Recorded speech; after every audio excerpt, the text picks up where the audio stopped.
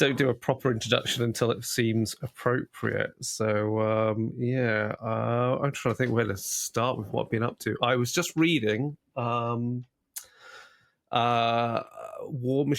Apotheosis, which I think is, I'm going to check which book that was. Old book. Yeah. Wow. What were they doing with Apotheosis? Was Apotheosis the first epic casters, or the Warjacks? Sorry, no, or like the Colossals, or the battle engines? Apotheosis was the first. So we had Warmachine Prime, then we had Escalation a year after that. So it was Mark 1. So it's Mark 1, yeah. And then Apotheosis was 2005. And yeah, you're right, had the first epic Warcasters because they brought out epic Striker. Right. And I think maybe epic, if I remember rightly, I think it was epic Asphyxius. And the old witch turns up for the first time.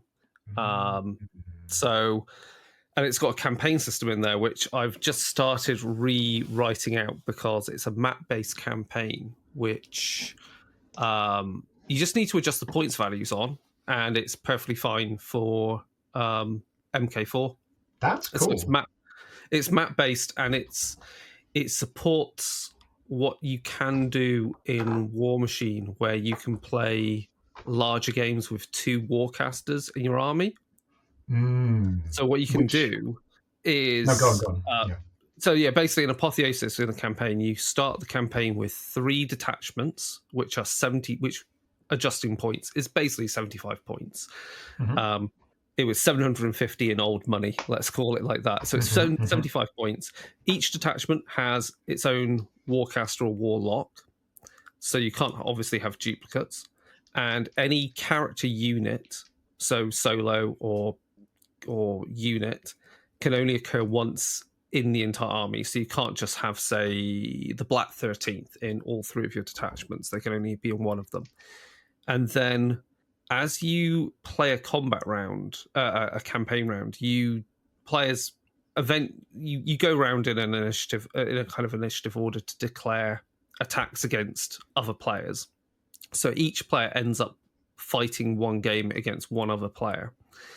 And then depending upon who the attacker is for that, who declared it, the attacker sets the points value of the game being played.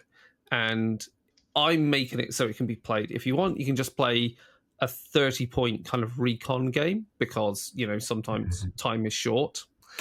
And then if you're playing 75 or 100 points, in the old Apotheosis campaign, and obviously it's supported in the app, you can build your army for those battles from one of your detachments.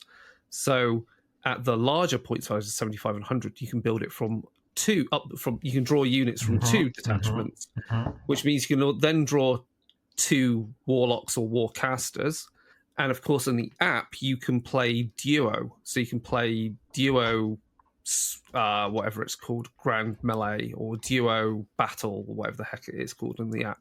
So that way you can take you've got your 2 Warcasters into a battle, which of course opens up a whole other host of things, because obviously if you're playing a game of that scale and you lose both of your Warcasters in that, you can't use that detachment you can't use the detachment they're a leader of or any of the units from that detachment in your next battle in that campaign round. So you have to be, so if you're the attacker, you're putting all your eggs in one basket going, I'm going to play a big game, draw from multiple detachments, and potentially draw 2 Warcasters out. But that's kind of cool. So yeah, I'm just going through and sorting out what the benefits are for when you play. So as you accumulate victory points, which pretty much map to the way you get VPs currently, you can spend those to draw to add new units to your detachments, or establish a new detachment, or draw in mercenaries or hire temporary units for the game. So Yeah, it's kind of it's interesting as a kind of narrative campaign map based kind of approach. It's interesting because Warmachine supports that kind of gameplay when And that is something that gets so hidden. Like the conversation around Warmachine is kind of defined by that place it got to as a competitive game. yeah, Like for better and for worse, how that went. But particularly in Mark One, that wasn't really nailed down. yeah, Like exactly. it was a Wild West kind of thing. It was something that caught me about the Mark IV app was just the duo battle was right there, was supported. And I don't know, because I checked out of Mark III quite a while back, Yeah, before COVID made everyone check out of Mark III. yeah, Just uh, so, but I don't remember like people were just playing tournament games. They were playing yeah, Steamroller. Um, exactly.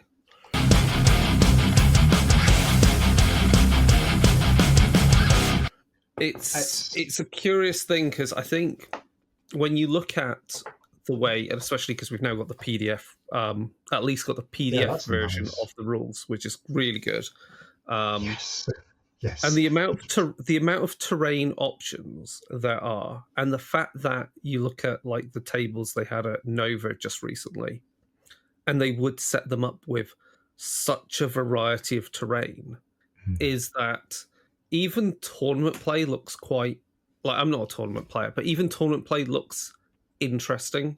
And I compare that to again, I saw a picture of like a game of like a tournament game of Warhammer 40,000 recently because it got posted somewhere, and it was just it's just these flat kind of really flat looking, the L shape and whatever type buildings, and it's just I think I don't know. I have this gut feeling, and it was something that a friend, Mark, who often podcasts with us, with me, is that when you take surveys, often the result of the public is maybe a few months ahead of what the survey is saying. So even though the survey will go like, "Oh, most people agree with this," people have actually already moved on from that. From that opinion and are in as a whole, and things are already coalescing. And I just feel like I don't know. I feel like Warmachine is picking up a lot of pace, while I my gut feeling is like 40k just something's disappeared, and I can't I critique the rules, but there's something that I can't quite put my finger on with it. See, so I'm always looking at this in terms of when is resource coming in from Games Workshop around the stuff that really invigorates people, and they're on a 3-year cycle. Yeah. And when there's a new edition, like even 9th edition, which released in COVID and was muted and was an edition that was kind of contentious because by the end of it, the competitive players really liked it, but also to my taste, too many rule systems bolted on top of each other, not elegant, kind of lost what made 8th a good revival. That kind of streamlining. Even that, the launch of 9th, still a big success, partly because of that lovely box of, minis that it launched with. And partly just the new edition effect. Like it's a time when people hop on board and you get all this excitement. And when people are excited, they do cool stuff. All the community activators, they come out and they activate again. So Warmachine's, I'm definitely seeing that for Warmachine. There is the Steamforged getting it does feel like the launch of a new edition, even though the rules haven't changed. It's Mark IV. And the other thing as well, I always find hard to judge is scale, because for one, there's a whole layer that you can never see in any game, and it's the kitchen table.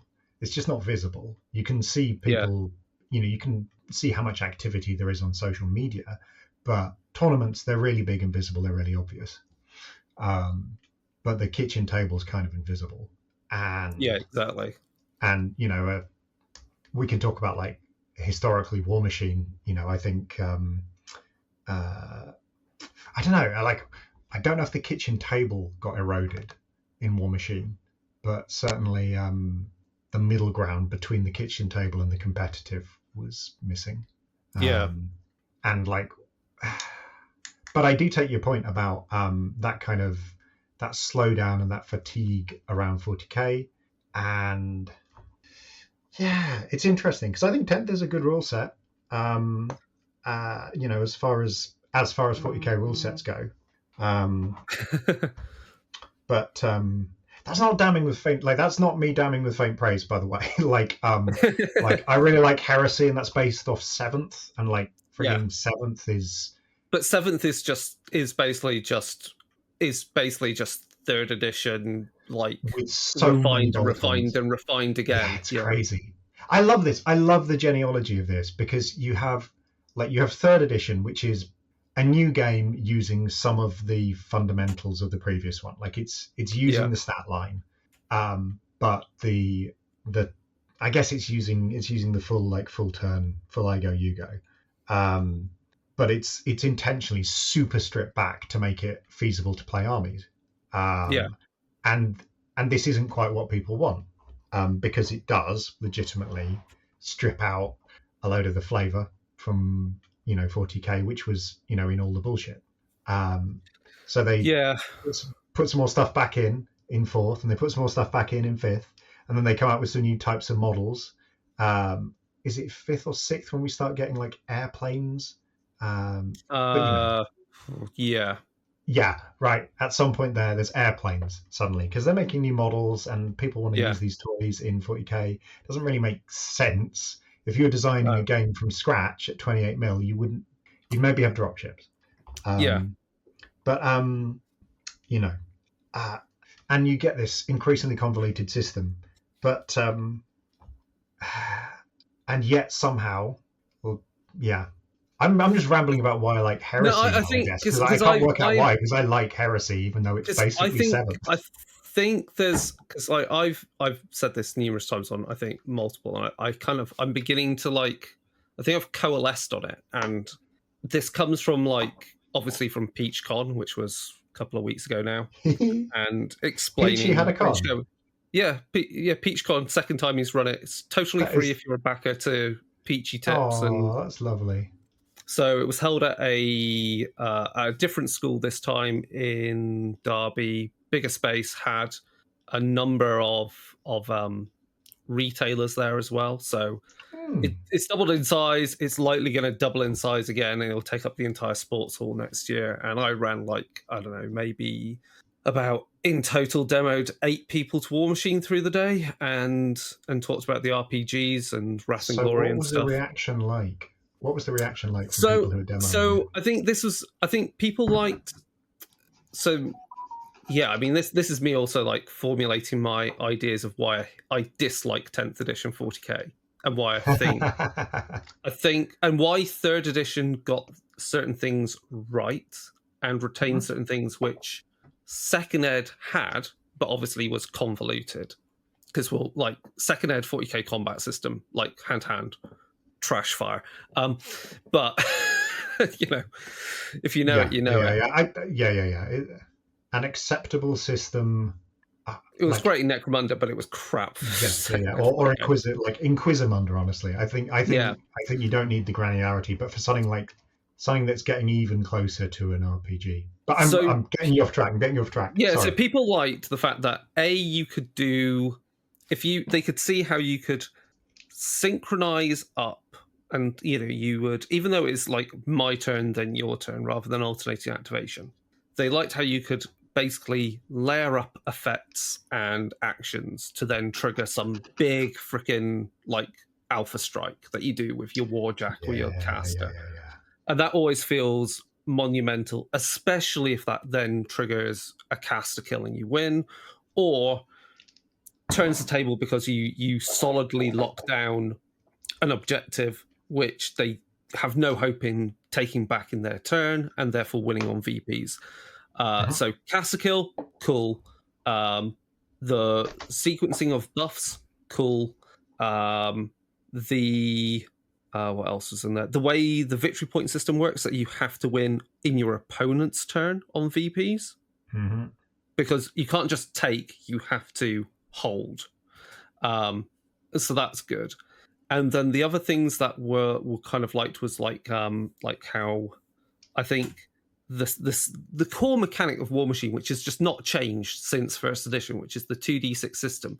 It felt meaningful when you were like, I'm going to boost this, or I've charged, so I don't need to boost that.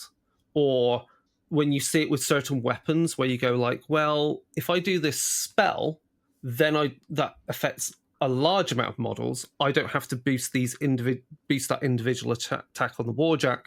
I can keep that for boosting, say, damage. So you can I think people could see that you can make meaningful decisions and feel clever at the end of a sequence of events, or even more clever when you try and do one thing and it messes up and you have to, pivot your turn to try and trigger off a different sequence of events. And also how in one demo, it literally came down to the fact that on single dice rolls of like, I need to hit this guy, and people literally missing by a single pip value. So the dice rolls felt meaningful. And I wrote a whole fucking article about that. Yeah, I read that. Yeah.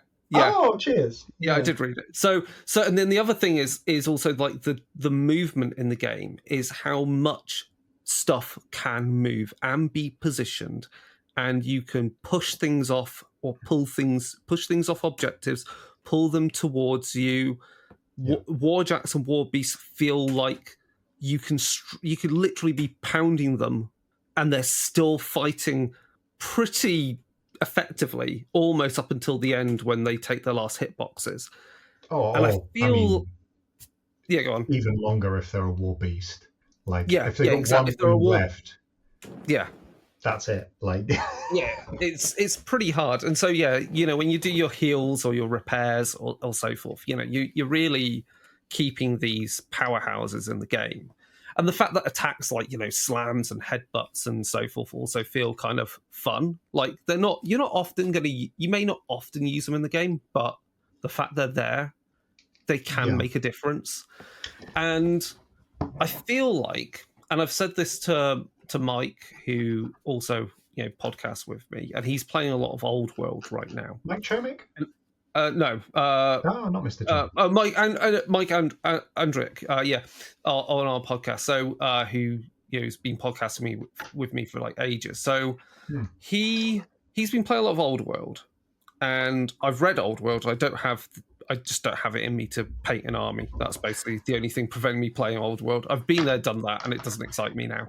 But I appreciate what they've done with the rule system. How in that. You're looking to line up your charges, classic Warhammer fantasy, and if you lose a combat, you don't just flee. There you can. It's a managed fallback. Do you know what I discovered? So I've been playing. I might be about to get this wrong as well. This is one of those ones where. Where my memory might be about to betray me. So I'm going to say something confidently, and if I'm wrong, people can just flame me in the comments. So I've been playing a little bit of Realm of Chaos. So third edition. Bunch of stuff in Old World is actually third edition. So the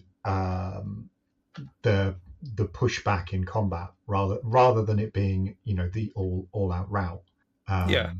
That's third ed, which was wild to me. Yeah. So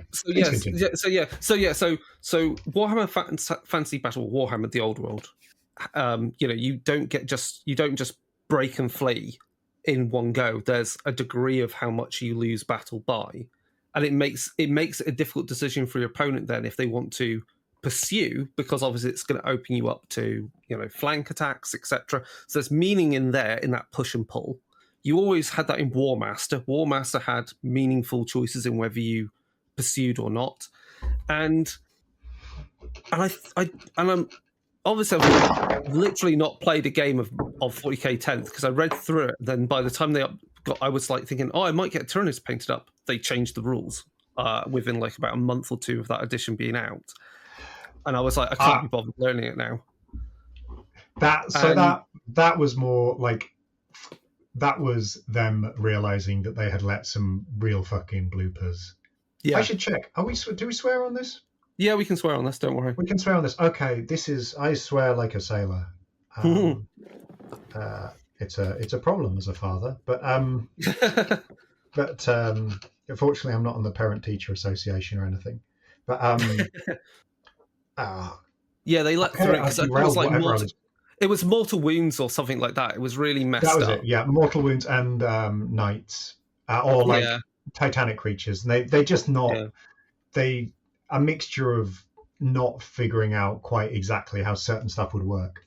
And don't even get me started on how terrain and vehicles even work in this edition. Like the way they brought out recently the errata, and you just look at it and you go, this would be so much easier if everything was on a base.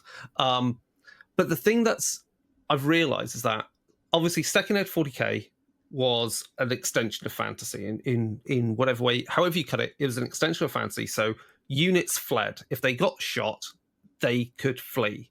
There was psychology. Third edition 40k even had, to an extent, I think, it did have. Yeah, you could make units flee and you would chase them down. That's been the case. That's been the case all the way to 7th. They switched to Battle Shock and the Age of Sigmar thing. The 10th has,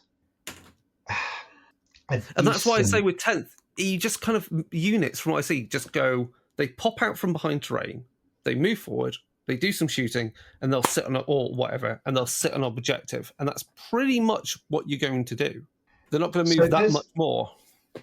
Yeah, this is where we kind of get into like conflicts between like different design objectives. Now, so when you brought up fantasy battle and you're talking about like, decision to push or hold when an enemy falls back, Debellus Antiquis, right? One of the most interesting rule sets that I never want to read because is it Debellus Antiquis? No, maybe I'm thinking of Hordes of the Things. Have you read? You should read Ragnarok by Confrontation for Confrontation. I read a bit. Yeah, that one suffered from translation though. But and maybe it was Hordes of the Things because the game, I sat down and watched some people playing the game. And they passed me the rule book, and I was like, Jesus Christ, this is what? Who did this? Who did this to these words? Where are they? They must be in jail. But the rule set itself was incredibly elegant because that's all about the battle line, as in the very difficult thing to manage when you are a medieval general. Like if your battle line becomes disrupted, your units become isolated, and then they are vulnerable. And that has a real simple system where on your turn you roll a d6. That's how many elements you can activate. An element is any continuous stretch of your battle line. Cool. So units that are side to side. But as you start to make... I was going to say, I think Warmaster does something like that, almost. Yes, I think Warmaster does do that. I've not played Warmaster. It's beautiful. Anyway, carry on. And as you push elements, as you win combats, you kind of get the choice of, okay, if I pursue, my battle line is getting broken at this point, and I get less and less and less coherence over my army. And that's a game... It's got a whole bunch of other systems, and it's got stuff to account for the different capabilities of different classes of unit, but that's the core. That's what it's about. It is simulating that. That's what it exists to do. And Warmachine, you could maybe say it exists to realize the fantasy of cool wizards with massive robots, and deliver a compelling competitive experience. I think those are the design goals kind of at the root of it. It does other stuff as well, but I don't think it's not like a simulation-y game. It's not attempting to answer the question, what would it really be like? What would these guys' capacity be? And you can't do that with the system. The evidence for that is the RPG, where there is so much more flexibility over what you can do, despite the mechanical core being really similar. But like Warmachine, like technically you can climb stuff, but why would you ever? It never comes in. And I always like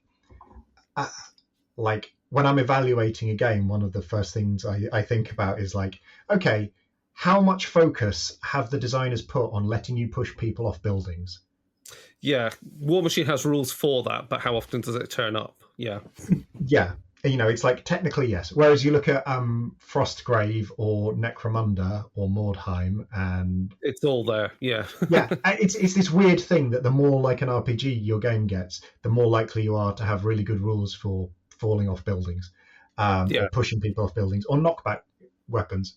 Again, a Warmachine could do it really well because it's got that knockback system.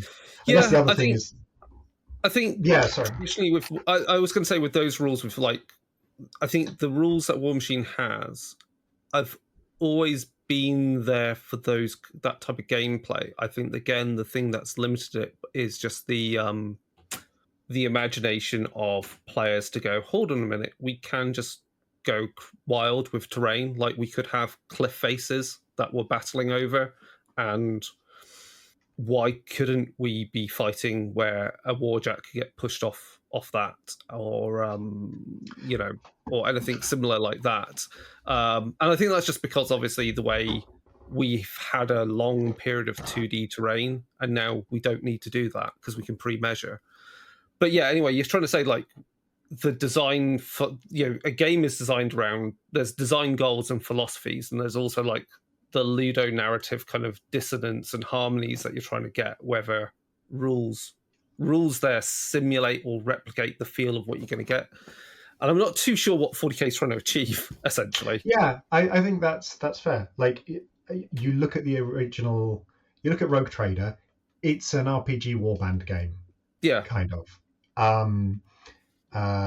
You look at second edition, and it's, I guess, still an RPG warband game, but with with the idea that you're going to have a fixed army rather than a randomly generated army, and that you're going to have more troops on the table, because for all that it's still a very, very intensive system, it is less whack than Rogue Trader.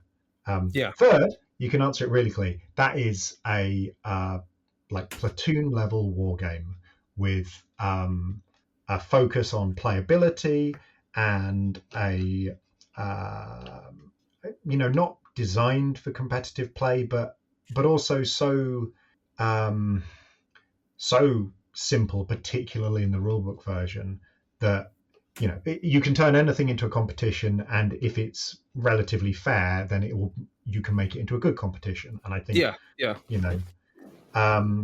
40k nowadays has to balance a load of different requirements. 8th edition, definitely less simulation-y because of how easy it was for vehicles to, the fact that any gun could wound a vehicle now, suddenly, there's, it's really obviously gamey when that's happening. And 10th, it's interesting. I wonder how much is caused by its success and by it becoming this big popular tournament game, and that just really exposing what's going on. There's this great article by, I think, Dave Serlin, Serlin Games,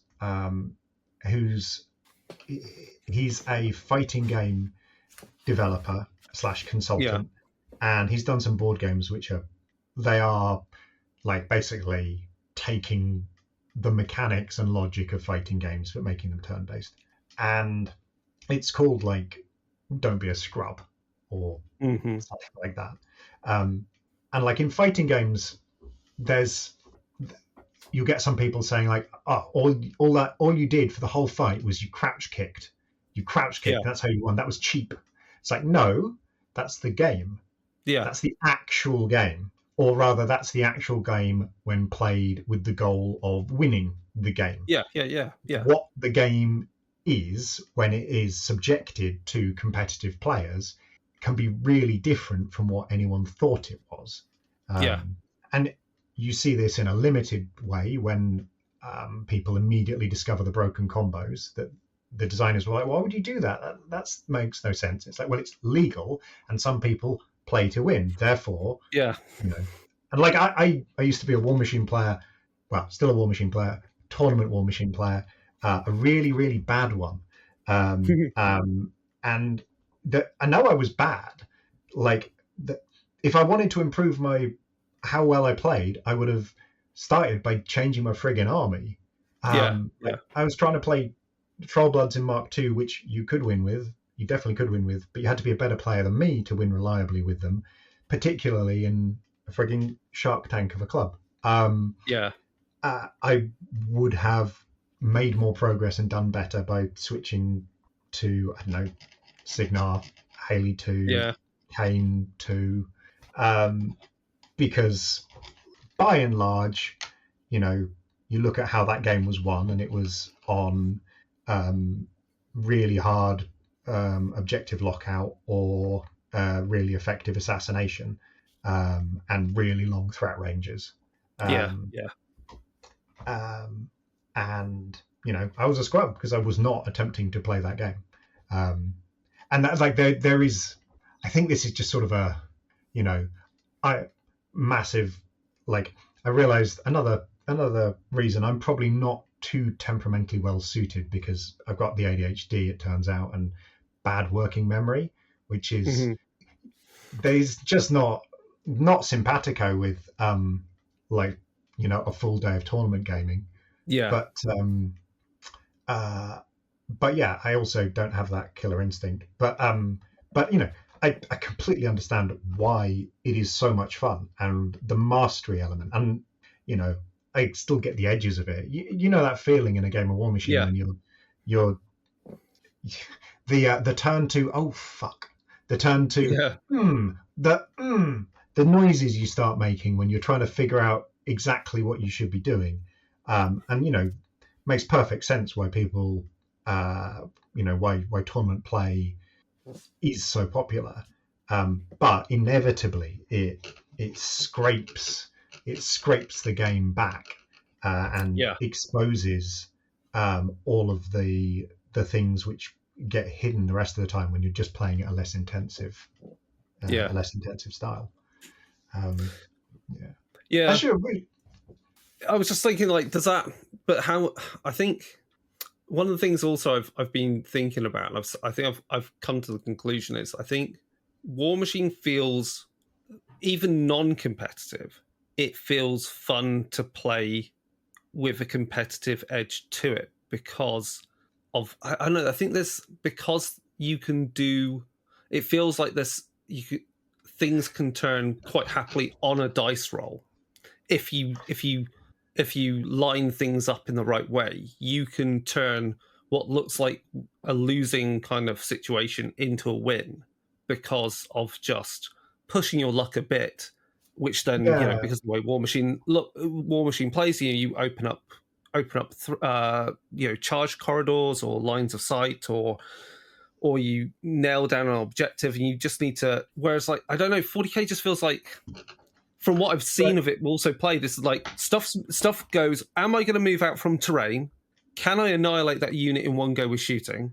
Which is just a swamp of dice rolls, which, and I've said this before, like, if you look at the way dice rolling works in 40k, you may as well have just gone, I've got 10 Marines, you've got 10 Orcs, run the odds, on average, I remove 3 of them, maybe, or whatever. You know, it could be just done on a lookup table so easily, because, and even with the rerolls in there, it just doesn't feel, and it's something like Simon Berman said, he used to work for Private Press and runs the Brush Wielders Union. He said 40k feels very homogenous with the way the mechanics work.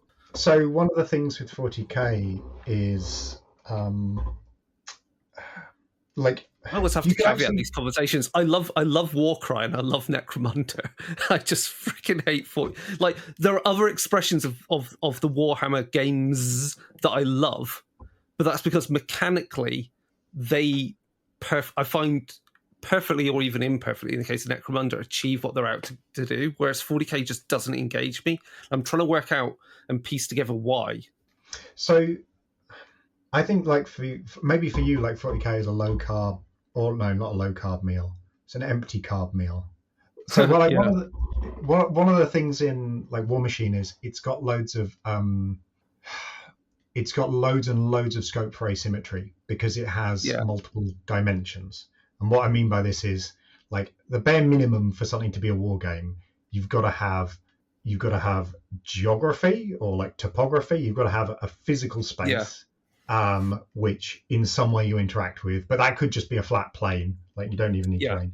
And then you've got to have a system for eroding the enemy capabilities.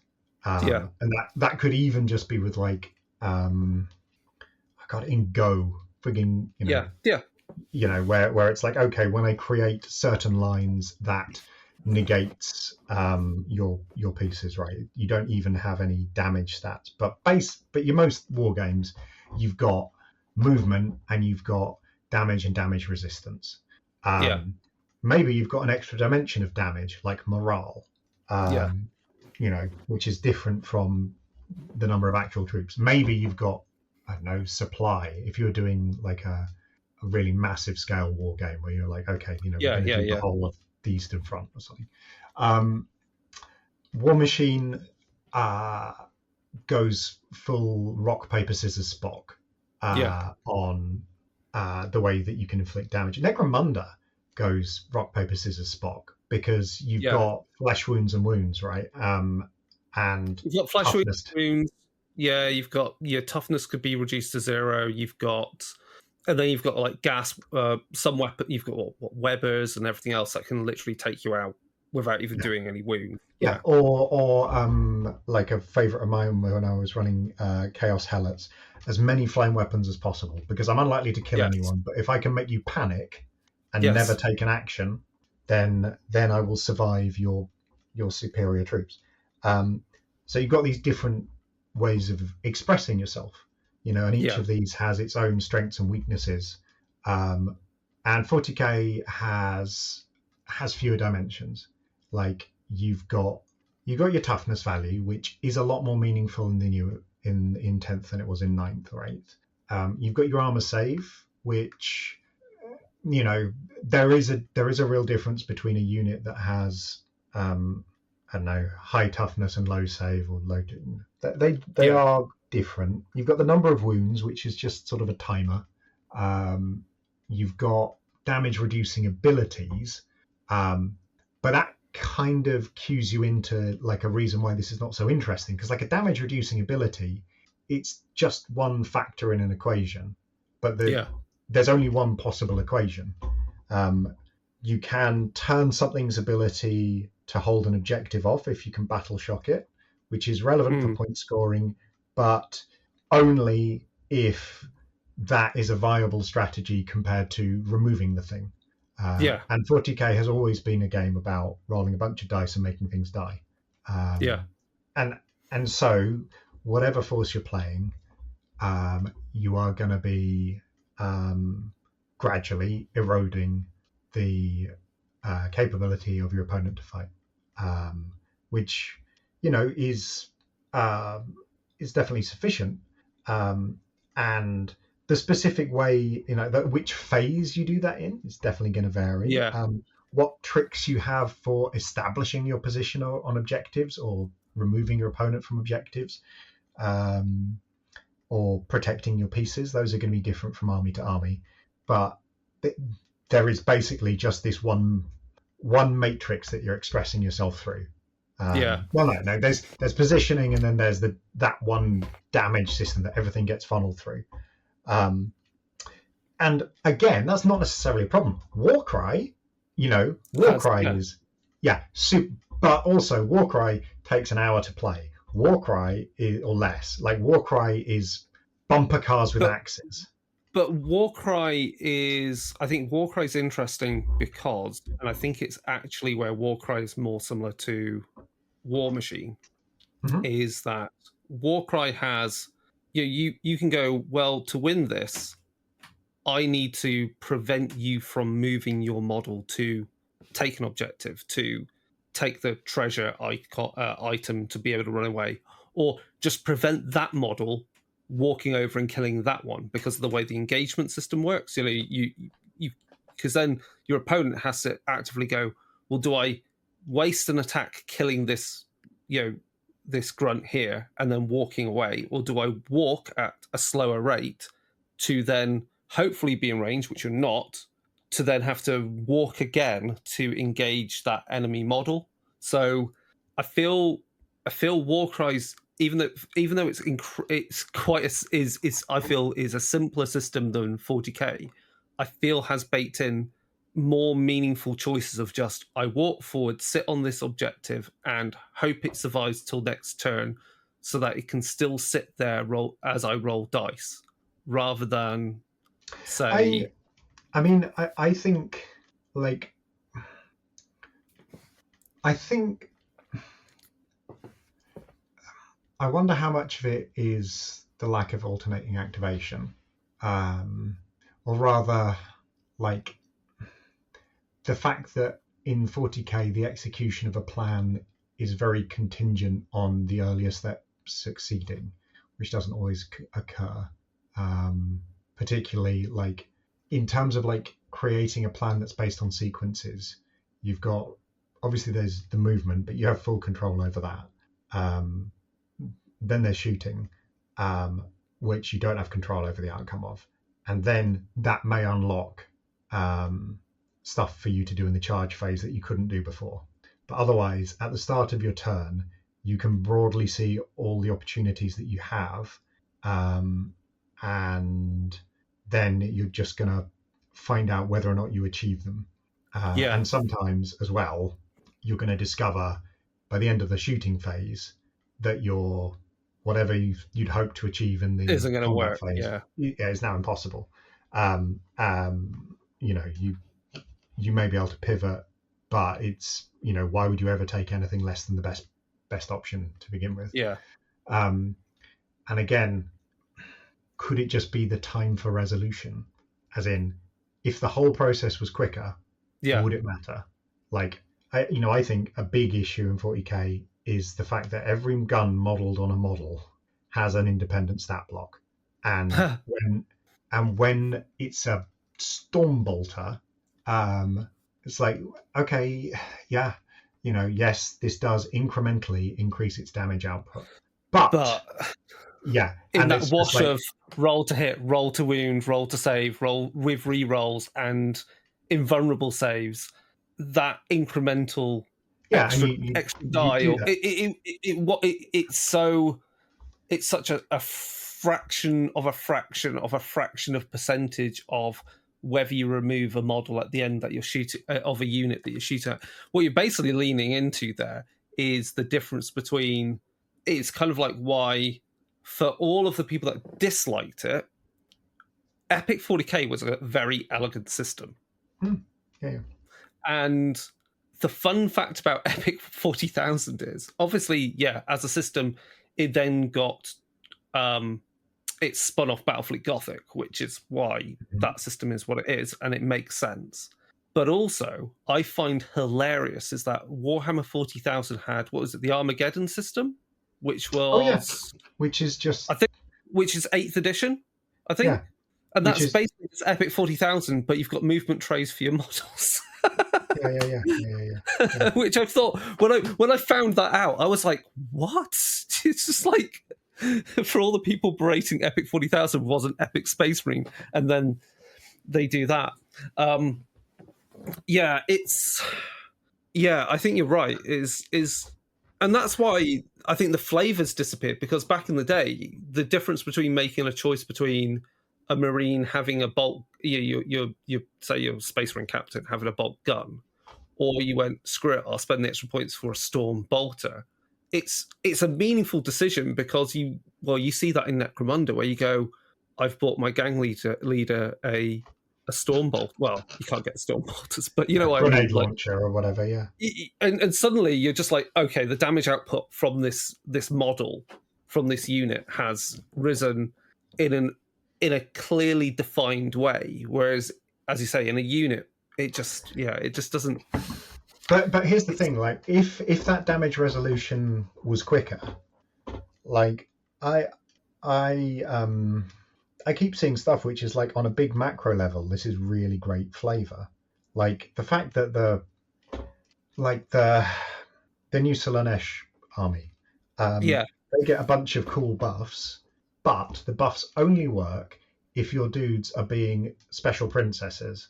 So basically, like they can charge after advancing, charge after falling back out of combat. Really useful. Okay. Extra movement and makes it hard for your opponent to lock them out of specific areas or keep them away from high value targets. But they have this restriction on it. They can't fall back and then charge the same unit that they were engaged with, because that's boring, and they can't advance and then charge a unit. In fact, they can advance, they can shoot, and they can charge, like things you can't normally do. But they can't target the unit that somebody else is targeting, because they're like, well, I'm not going to do what they're doing. I'm better than them. Like, this is good. This is a bunch of individually very competent, but prideful, arrogant, stepping on their own dick all the time. That's good flavor, and that's at the macro level. It's at the level of the whole army, and like the way they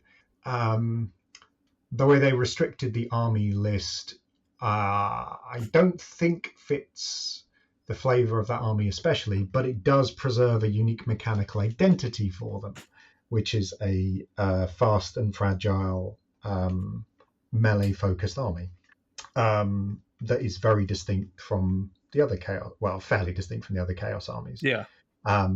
But at the same time, how well does that, if that's macro level flavor, what does the difference in rolling, one dice slightly better among 40 dice do?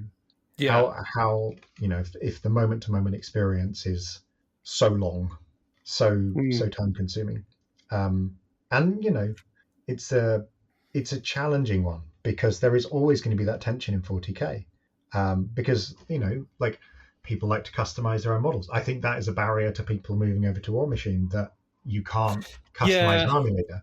And like I understand, I understand what you get from that. What the payoff is that each one is a curated package of abilities that tailors how your force is going to function. Like the Warcaster has such a huge impact on the entire play experience, and that's kind of at the foundation of what's so interesting and exciting about it. But it doesn't meet that specific desire, which is a very prominent one. And we saw the kickback around Heresy 3rd edition, when it looked like a lot of customization was going away, and with good cause. When people have spent a whole shitload of money creating converted stuff, you can understand both the financial and the emotional investment, but at the same time, like there's only so much you can support in a system before it creaks, and you have to clean house every so often. And 40k has been the biggest game for the longest time, so it's always creaking, because so many different people want so many different things from it, and I think honestly, the last time 40k had a big clear house of everything and it felt fresh, and that's why it's interesting when you hear people go back to it and play it, was 3rd edition. My friend gave up on 40k when 3rd edition came out, because it was like, my army doesn't work the way it is. It's like, and I was a Tyranid player, and I was like looking at this and going like, but we didn't even have Fleet of Foot, wasn't even a thing when 3rd edition came out. It's like, I was like, it's a foot slog, but I was like, but that then means I play Tyranids as a true swarm army, and I just go, half my army's going to die before it reaches yours. But guess what? By the time that happens, my Carnifex and Hive Tyrant are right in your lines. There's nothing you can do. So it still felt characterful.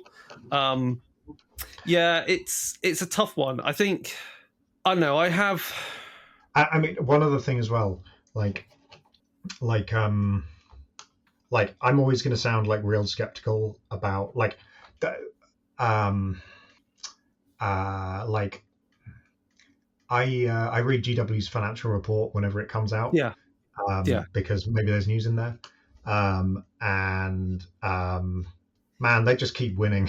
Like oh I'm always yeah, going to be like I'm always going to be uh, always going to sound a little bit circumspect about anything that's predicated on the idea that masses of people are turning off 40k. Like yeah, there yeah, there is definitely a strain of exhaustion in the discourse. Um, um, I'm I'm hesitant to diagnose the cause, mm, because for one thing, the discourse is always a mess. Um, you know, the discourse has always got people like grumpy voices rise to the top. yeah. The grumpy voice always rises to the top. I think there's also, I think for some players, it might be the whole, because you get that whenever someone goes, "Oh, 40k is terrible right now," and then you go, "Well, have you tried X?" And they're like, "No, because I don't want to buy anything else." And you're like, "Well, then what's the complaint?" Like, I think that's, you get into that whole thing of, is it because of sunk cost? Like, you're invested, so you don't want to look anywhere else, because because that's the thing when you start looking at, I think that's where often, I guess, if you're someone that reviews and writes about games, or you're someone that designs games, looking somewhere else is what you actively do to find inspiration and fun. And I think I that's mean, why, I'm always reticent to talk about um, um, like whenever I'm about to suggest something, and I'm like, yeah, but Tim, does this require people to spend a whole bunch of cash? yeah, Um, because like um, like, I'm not about to suggest to someone to collect Kingdom Death, because I know how much that costs. right, yeah, It's a exactly. lifestyle choice. Yeah. And like, it's fair enough if people, you've got that army, you put time and money into it, and you want to be able to have fun with it. And practically speaking, there's the network effect. Like, for all that people will say, well, just play one page rules, or just Mm, invent your own system, which is always an option. But can you get a game? yeah, Practically speaking, um, yeah, yeah. But it's yeah, a I huge, don't. yeah, No, it's a sorry, huge go on, go on. challenge. It's a huge challenge. I mean, heck, I worked in a games workshop. I know what it's like.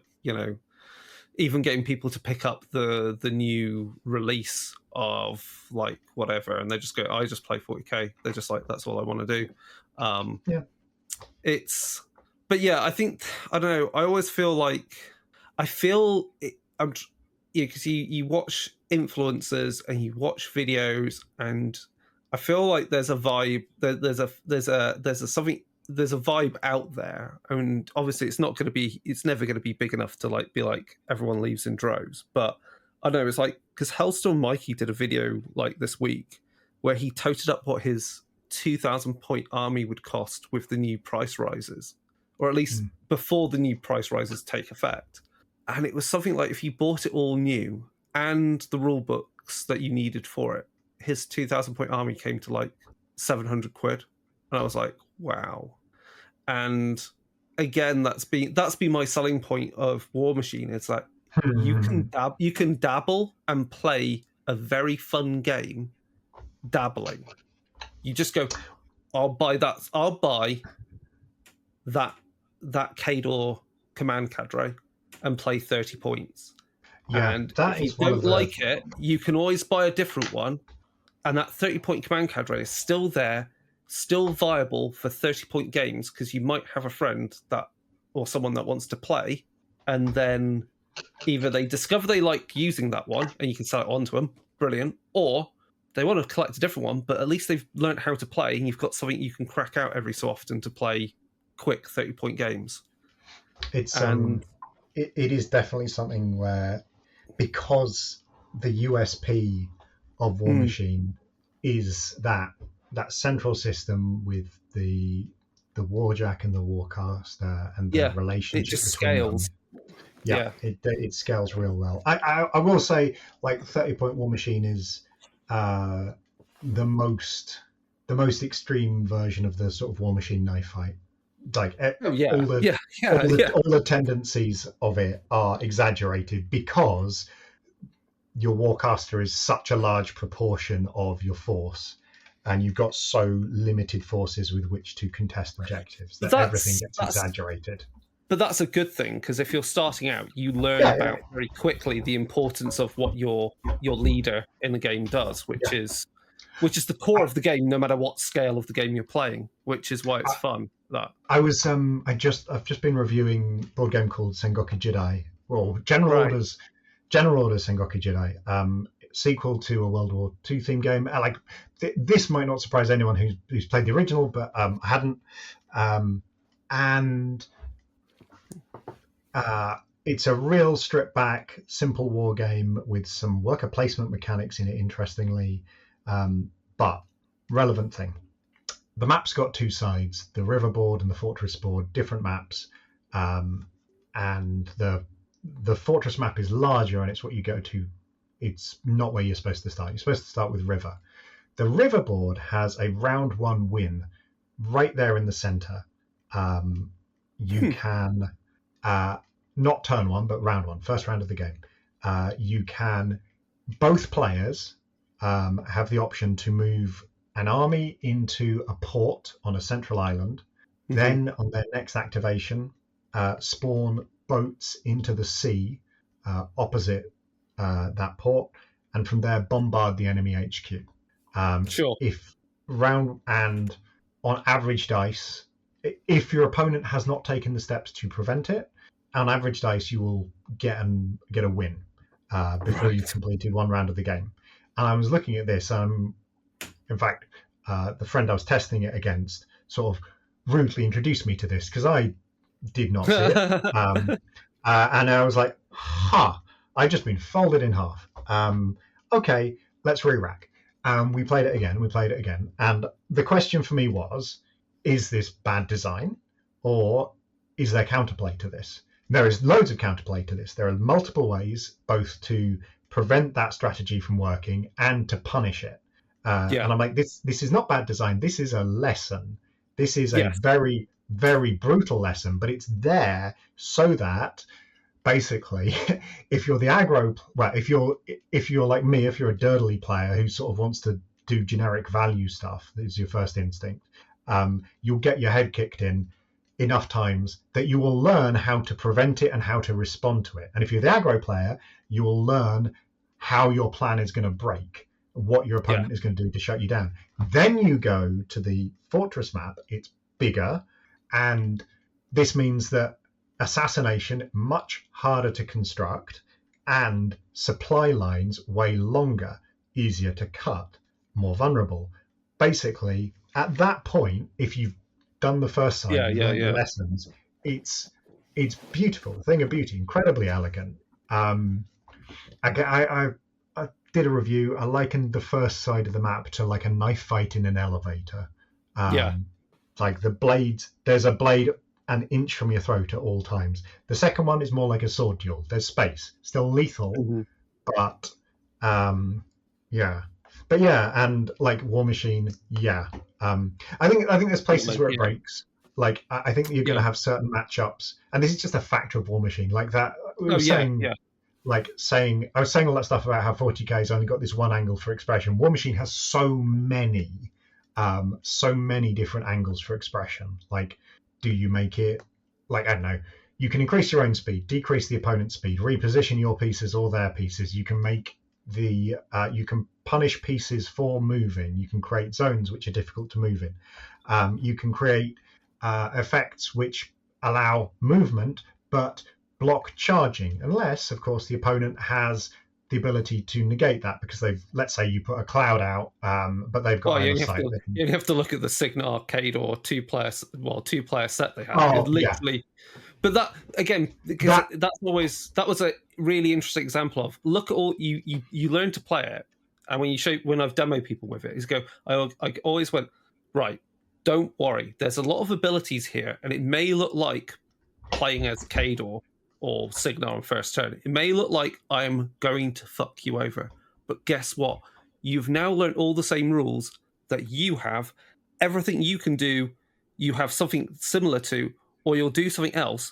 You'll have counters to mine, and I have counters to you. So while there's a lot of stuff going on, you pretty much have learned everything that when you play larger games, you're just going to have even more warjacks, which are going to be simpler warjacks, or you can have more units, which are going to be simpler units, because the Hounds and the Black 13th are about as complicated as they get. Oh, yeah.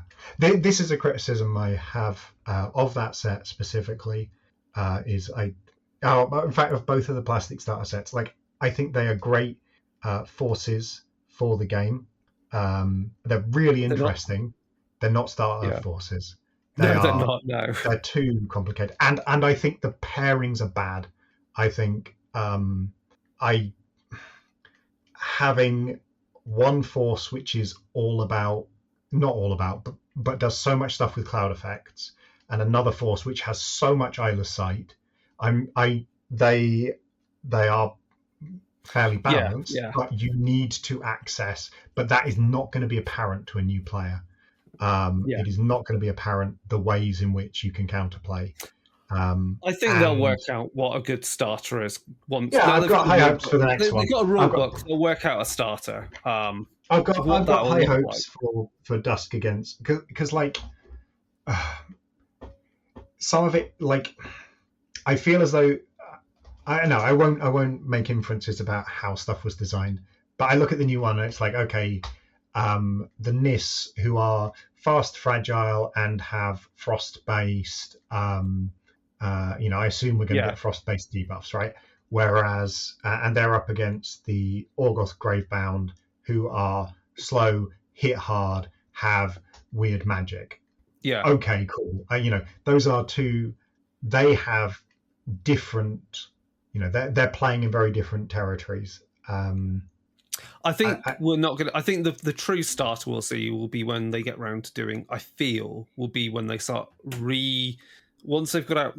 Once I feel will be when they start going back to the original faction releases, and undoubtedly do plastic, multi-part, Kador and Signar basic warjacks. The moment they start doing that, then that's going to be true starter box kind of environment, because all you need to then slap into that is plastic Stormblades and plastic Winter Guard, and that's pretty much it. What you need as a starter. But I mean, that's pretty much what they used to do as starter boxes. It's just, I think, having the infrastructure for it and delivering stuff that gets people playing and developing plastics and winning people over with the plastics, which they are doing. Definitely. Well, people like plastic. I think the resin is a smart move for some of the issues that Warmachine had in the past. In that, smart move, yeah. The only company, basically, you can only have that many SKUs if you are Games Workshop or you're making historicals. Yeah. You can't guarantee long-term demand for that broad of a range unless you know that the audience for what you're selling is absolutely enormous. And the fact they've got, I think, printing in printing in the EU, they've got printing in UK, they've got printing in the US, and I think they want to have print, or they may have printing in the soon in the Pacific region. I think they're talking about getting that. Yeah. It's it'll be like Australia, obviously, or somewhere like that. Yeah. But it's interesting because the interesting thing about that is everything to do with tariffs and everything, because it's an unexpected.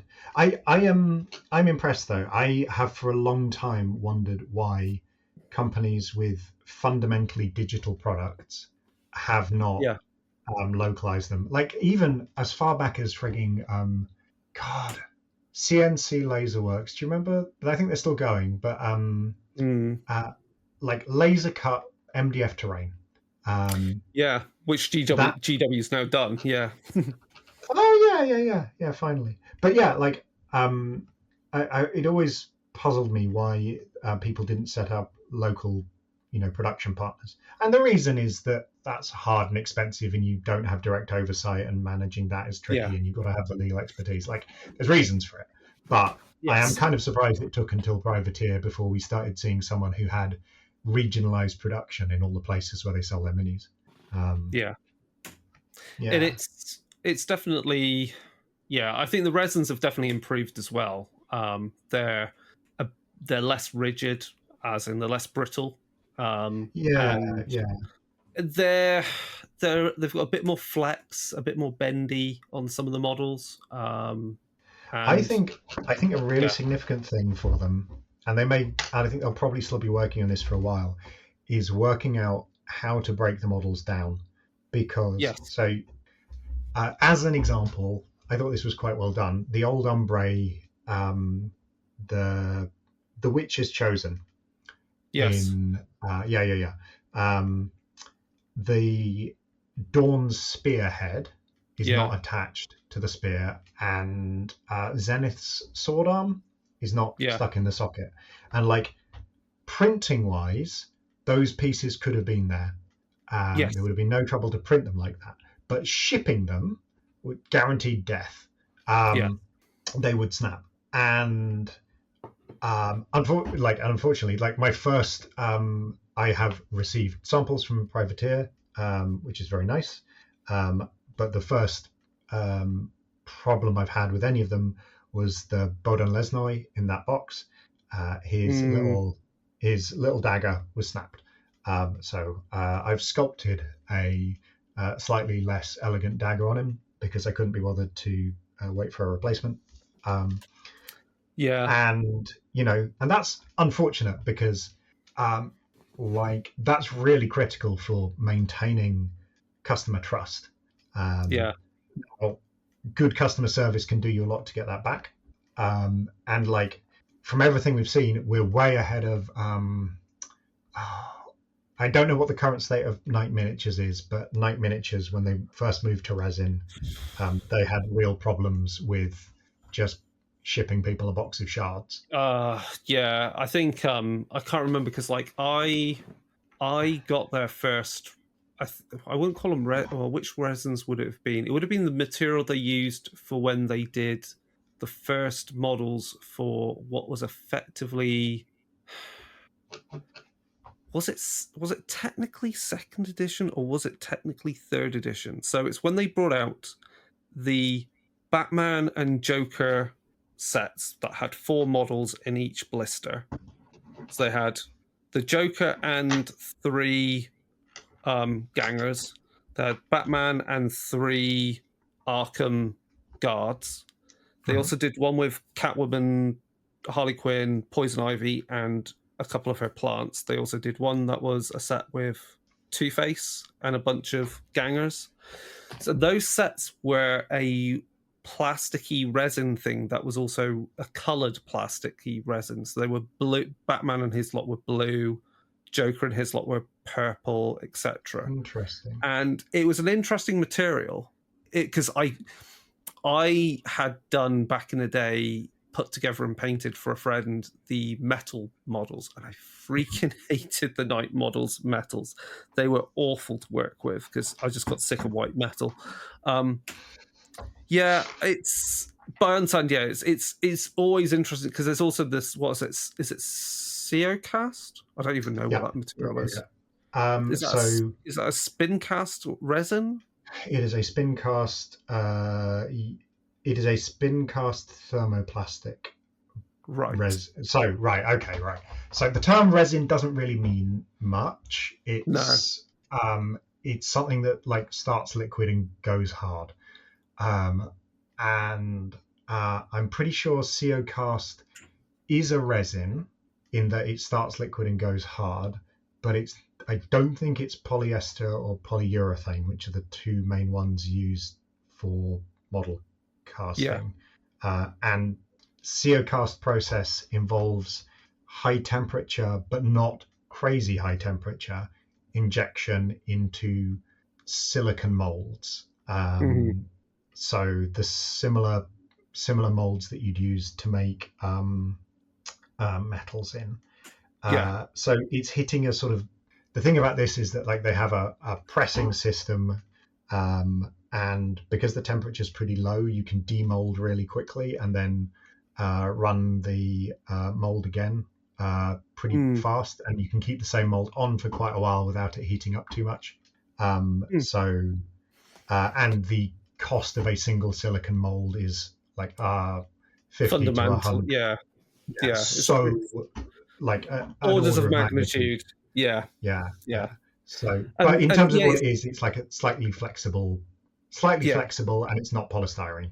Yeah, it's definitely interesting. I mean, it's funny you brought up Batman Miniatures game, because that's the one game which I've got gangs for painted. They're all Arkham, like the Arkham game designs. I'm not interested in Batman or anything else.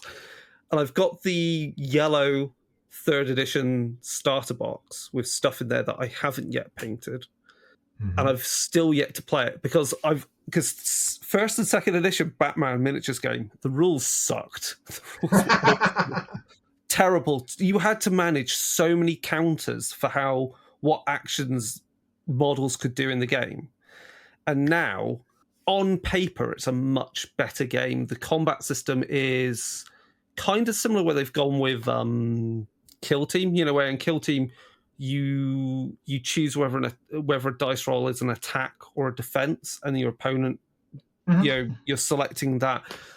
Batman Miniatures game does something similar to that, and that's also kind of similar to Confrontation 3rd edition. Confrontation was always like that. So that's a game I still want to actually have to sit down and play, because I've got some terrain for it and everything. I've just never got around to playing it, which is typical of me. That and Legions Imperialis are the games I still need to play. Legions is good. It's basically second edition. Space Marine, Epic Space Marine, but with nuance, which I appreciate, because I look back at Epic Space Marine 2nd Ed, and I was like, oh, look, there's a difference between a bolt gun and a plasma cannon, in that bolt guns can't hurt tanks or something like that. They actually made that differentiation, which I thought was good. No, and it's what I really like about that system is the that you get 2 phases, or you get 2 rounds, or more than 2 rounds of trying to outthink your opponent. Because first you select all your orders, locking them in.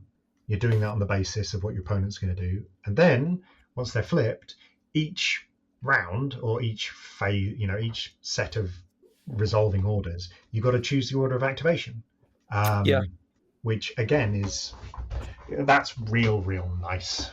Because it adds that fog of war, basically, without a true fog of war.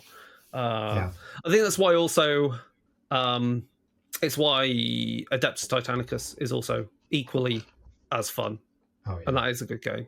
Adeptus Titanicus is hilarious. Adeptus Titanicus is drunk robot wrestling. Like it's I just love basically it is kind of Warmachine-y. It is kind of Warmachine-y in that sense, because you are just ripping 10 shades of shit out of each other and hoping you don't overheat. It puts more. So Warmachine has stuff. This is an interesting bit of nuance, because Warmachine has stuff breaking down. But Titanicus has stuff going wrong. Yeah. So like Warmachine, I can't move as well. Titanicus, okay, every turn you turn 45 degrees a random direction just before you start moving, because your hips fucked. Yeah. Or your robot didn't just. It's not that you can't assign focus to your robot. Your robot got angry now, and it's involuntarily moved. Sorry. Yeah. And fired all its weapons at the nearest target. Yeah. Yeah. And like when you destroy it, it's like this is again not Chris's Warmachine, but like Warmachine used to have wreck markers, right? Which is what's the fantasy here? Well, the fantasy is we've got these big robots And when you destroy a robot, what do you get? You get a wreck. Cool. How can we represent that? We'll represent it with some terrain, or functionally a bit of difficult terrain. And they're gone, and I think that's fine, because like current version of Warmachine, I think the most streamlined core system we've ever had, and I'm really glad for multiple reasons that units are smaller. Yes. But they've put more abilities onto each unit. So actually, it's still quite a high cognitive load. Yeah. And that, not criticism. I'm just like, you know what? Yeah, maybe not having a subsystem where when you destroy a warjack, but not other large things, it gets replaced by a piece of area terrain. That's fine. Like you've got to pick your battles on how much you're trying to balance in a game, and how many systems you want your players to have to reckon with. But yeah, it's interesting that like, oh, you know what as well, it's I'm gonna get his name wrong, damn it. Jamie Hewitt, maybe. Friggin' hell. James Hewitt. James Hewitt. He did Blood Bowl. He designed current edition of Blood Bowl and did Necromunda Underhive. And Adeptus Titanicus. Yeah. And Gore Chosen, which has been re-implemented as like Combat Arena, but Gore Chosen, excellent little party game. Just great designer. He actually, something you well worth a look at. I haven't had enough time to seriously test this, but what I played, I was like, that's a real clean version of what it's trying to be. Armored Clash, right? The 10mm scale steampunk mass battle game. Yes. Okay. Yeah. In the Dystopian Wars universe, like Wayland Games' version of Epic, basically. Real clean. Again, kind of stripped back in the way that stripped back in like in an Epic 40k style way, where it's just abstracted, like, have you got an attack against tanks? Have you got an attack against infantry? Have you got an attack against air? But then with a bunch of individual unit capabilities, which add a load of flavor. Probably the most, like, this is I'm going to give it some weird compliments, but like the mad scientist faction who live at the North Pole, possibly the South Pole. They live at one of the poles. They live at Antarctica. Yeah, and they've got walkers, and among the, like, one of the shticks for their faction is mad science weapons. So they've got an effect which which powers up to a random extent the effectiveness of a weapon, right? But also causes like ones to hit to cause damage back. So like plasma guns, only way wackier. They've got, some of their robots have the ability to just pick up and throw other war machines if they destroy them. Like they destroy a tank, they get to throw a tank in melee. Fixed length beam weapons. I'm just a sucker for it. It's just like, this just goes bzzz along a line that we're going to draw along the ground, and everything gets hit. I love that. I just, something about that, pure flavor. And the Americans have a land train, and I just think if you can have a land train in an Epic style game, you should have a land train. Just a real clean design. And again, that one's interesting because I feel like the goal was just to have the most refined version of a system that kind of already exists. Like, there's nothing about it I would call revolutionary. There's nothing about it where I'm like, this is the single really interesting thing about this system. But it does everything without friction. And sometimes it's like quite elegant and efficient. Like, it has a morale system which uses like a deck of cards. But the numbers on those cards are also those cards with the numbers. You might also use them. Like those are what you use to generate the random power of the super scientist's random power weapon. So, that's kind of an efficient use of one system. But then those cards also have optional objectives that you can score during your turn from your hand. Okay. But you can also use them like command effects if you choose to. Instead, it's just packing absolutely loads of capability into just one game object.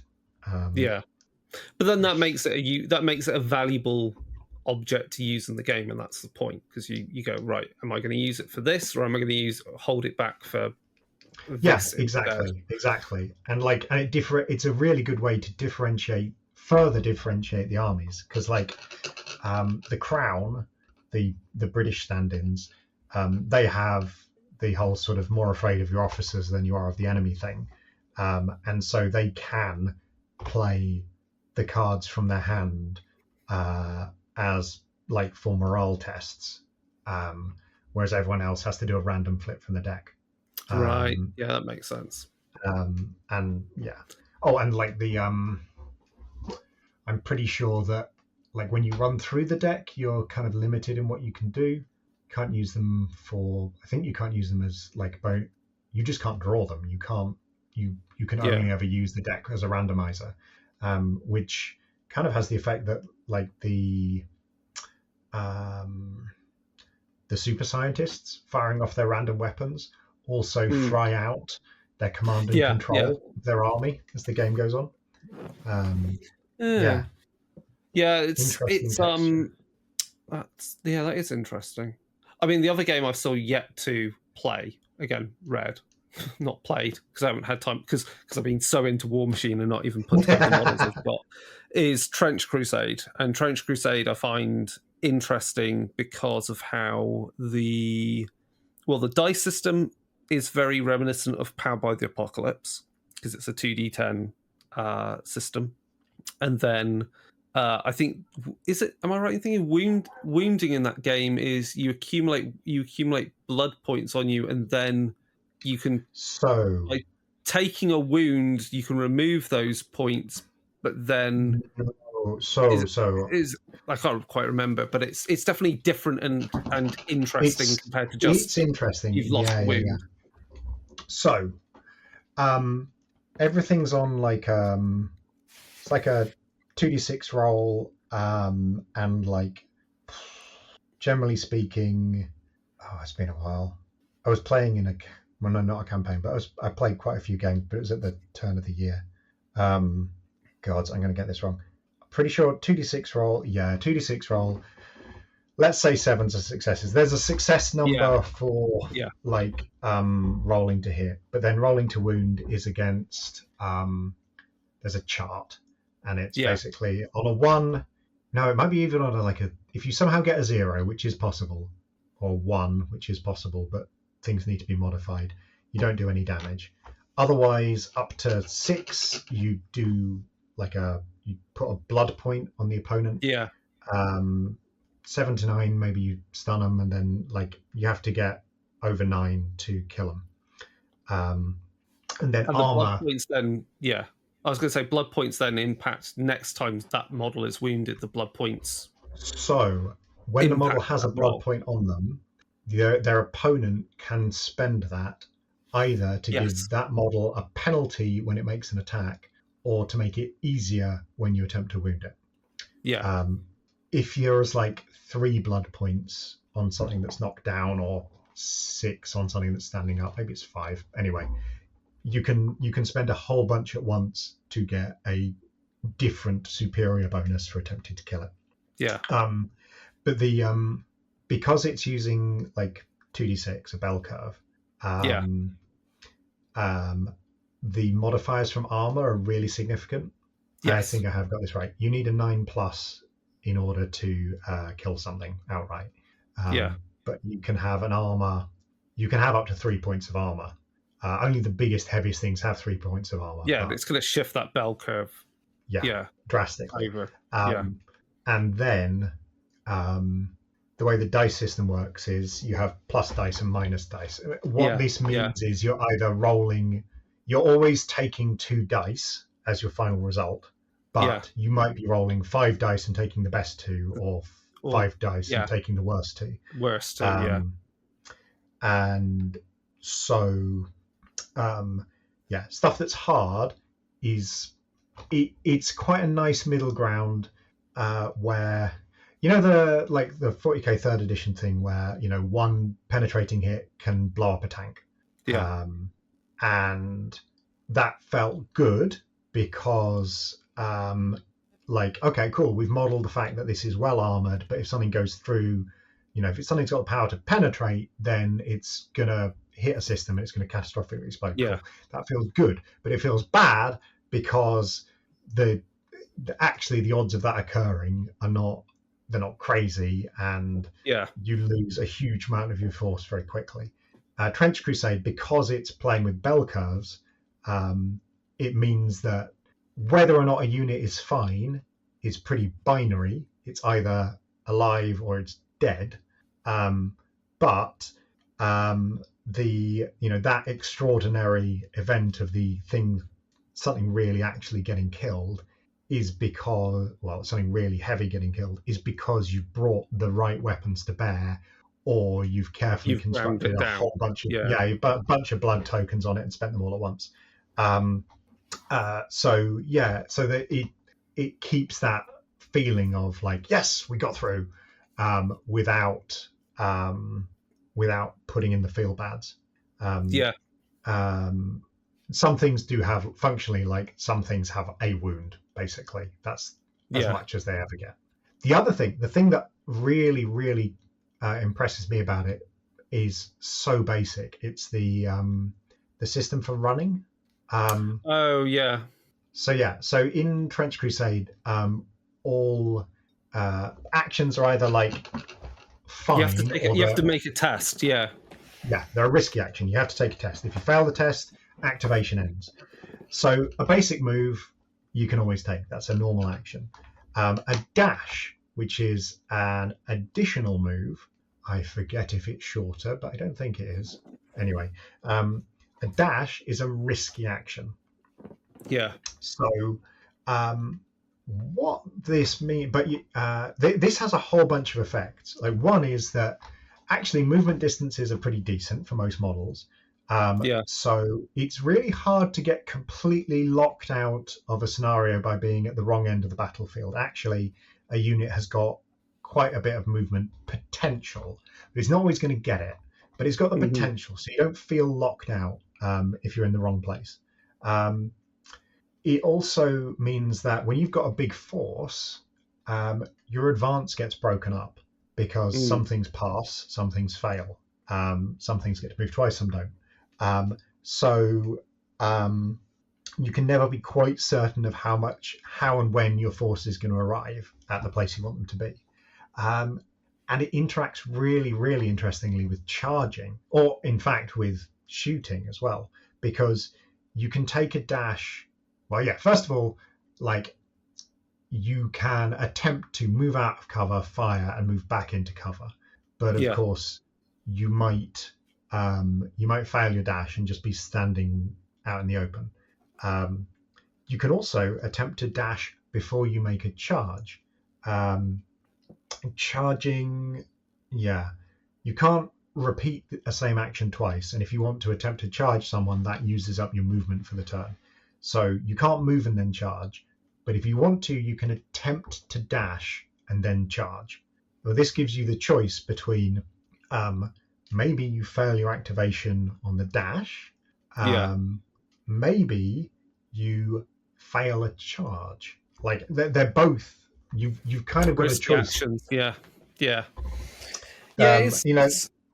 It feels very. I mean, on paper and stuff of it, it's. I think there's an element of it which feels like a bit. It's a bit Necromunda like, with the fact blood points. I feel very synonymous with like flesh wounds and how you're layering those up on people. But I mean, how it impacts the final kill is a bit different. I think as well, like flesh wounds in Necromunda they're purely a debuff. Yeah, they make in blood points are a resource, and I think that's really well illustrated by the goetic sorcery, which is like if you're playing with the demons, you can you have access to hell magic, and it is fueled by blood points, which they just have to come from a living model. Yeah. So you can like it is perfectly feasible to run a bondage gimp in your force. like literally, like they're wearing a mask, they're chained up, and you can even equip. You can like have a lesser fiend and equip them with a weapon which does very little damage but does hurt. So you can just keep loading up blood points onto your gimp. Or you can pull them off your opponent. But then this is like, rather than giving you a buff to her or debuff to them, you're using it to fire off a spell, which might be a friggin' fireball. Yeah, that's pretty cool. Yeah, it's something I need to dive into. I think the main thing is there's a lot of because I've got like terrain that I partway through building that I want to finish off building for Trench Crusade, because I was also going to use it for Warmachine, because again, like we're back into that world where Warmachine and trench warfare, like properly, lots of essentially having lots of hills to move up and down over would be good. And or to be pushed off or pushed into, because that'll be good. And then, like I say, there's terrain I'm thinking of that might be good for Batman, because if you get the right time period of that kind of Victorian kind of brownstone buildings, they'll be good for Warmachine to represent certain cities, because they're on that cusp of kind of, again, that Victorian period. I saw some real nice stuff the other day, which now it's sort of more Batman Burton. Well, it's not. It's a steampunk setting. I mean, that's the type of terrain you want, because the thing I also try and look for every so often is Art Deco style statues that you can paint of the right scale that you can paint up, because those will look brilliant for that Tim Burton Arkham Asylum series computer games terrain. That's basically what I'm going for, because I think that style of Gotham would work perfectly well for Corvus in Warmachine. And that would be, and I think just having Warmachine in city streets is a bit more is an interesting route to go. But yeah, I think it's definitely, I think there's a lot of interesting war games out right now, and I don't know what. It's a golden age. There's so many good war games. I looked at the playthrough of Warcrow, and I was like thinking that's an interesting system and mechanics that are in there. I had a look at because obviously, as we've been saying a lot, I'm kind of disenfranchised with 40k. I did try and look at what the easiest way into Infinity is, and I just don't know yet. Infinity seems like a really, and also there's so many metal models in that I don't feel like I want to collect yet. It's just that's fair. So Infinity, at its core, Infinity is a kind of a realistic sim of modern infantry combat. Because it's trading gunfire and seeing who blinks first, kind of thing. Yeah. Or in fact, like hiding in a building, and not moving, and then all the sci-fi nonsense lets you cut through that, you break that symmetry. And of course, your whole force is sci-fi nonsense, right? So it doesn't often become apparent that the foundation is modern military. But but then, like, what makes Infinity challenging is the stuff that makes it interesting. It's that, like, it grew out of a custom D&D setting, and it kind of shows, because they're just like, okay, let's simulate this cool bit of tech, and this cool bit of tech, and this cool bit of tech, and this cool bit of tech, and they're all going to work in very specific ways that kind of, like, because they're all so specific, it's kind of inevitable. It's really funny because the dice roll system, everyone talks about like how it's like this whole, oh, you've got to roll low, oh, then you've got to roll under but high, because it's that, is that all that though was all done in Fading Suns. So Fading Suns victory point system is a D20 system where you have roll low, roll under but high, and then you compare, and then because obviously if you've got a higher target number to roll under, but you roll high, you can get more victory point success levels versus an opponent that is also doing the same thing for the contested actions. So yeah, when Infinity was all the rage, I was like, yeah, that's just Fading Suns. Like that's not actually that novel. But yeah, terrain is the one thing which I think because I've got Old Umbre, both expansion boxes on the way.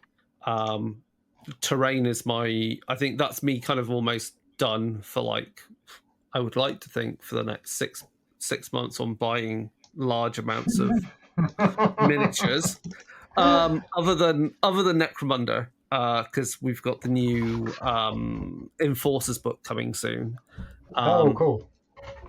That's on the roadmap, but I kind of want to get into making sure I've got some good, lots of different interesting terrain for Warmachine. That's kind of where I'm going with it next.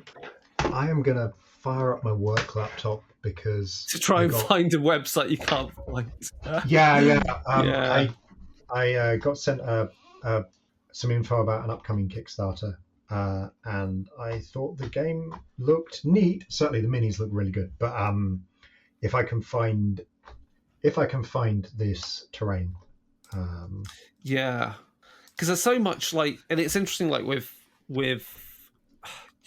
I think that's the thing. Like, the amount of terrain that I've bought for Necromunda is obscene. And it's a lot of 40k terrain, but that's why it makes me weep a bit. Like, I can use all this great terrain for Necromunda, or if I was playing Kill Team, and yet 40k is just these highly prescribed L shapes, unless you can convince someone not to play those battle plan layouts or whatever they're called. It's is your local very dedicated to comp 40k? Well, I think within the club locally, I think the answer to that is fortunately no.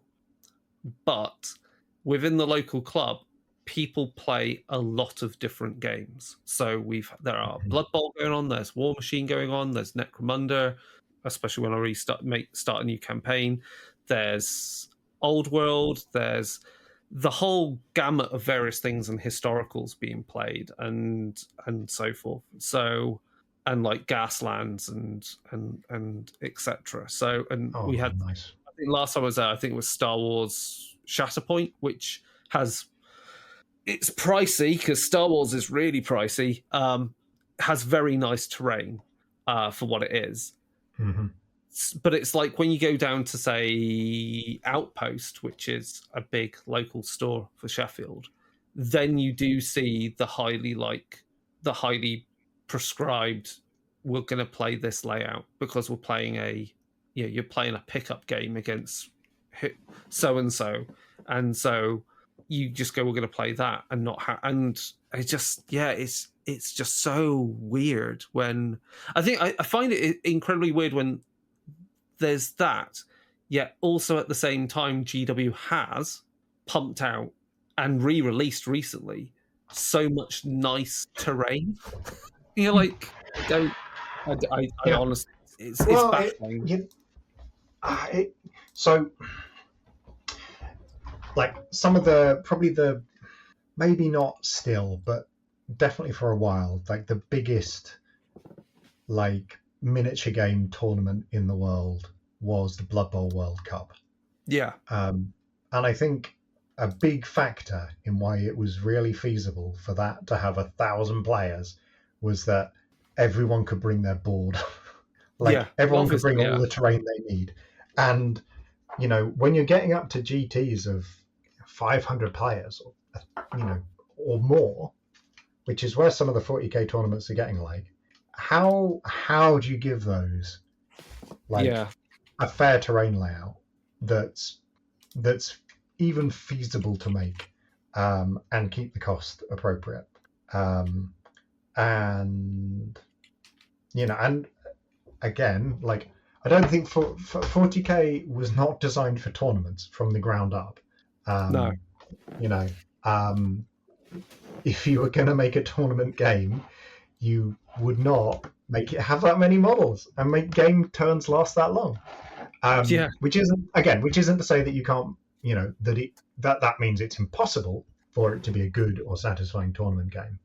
Just that's not a key design goal running through it. No. But yeah, it's a squaring the circle kind of problem. Yeah.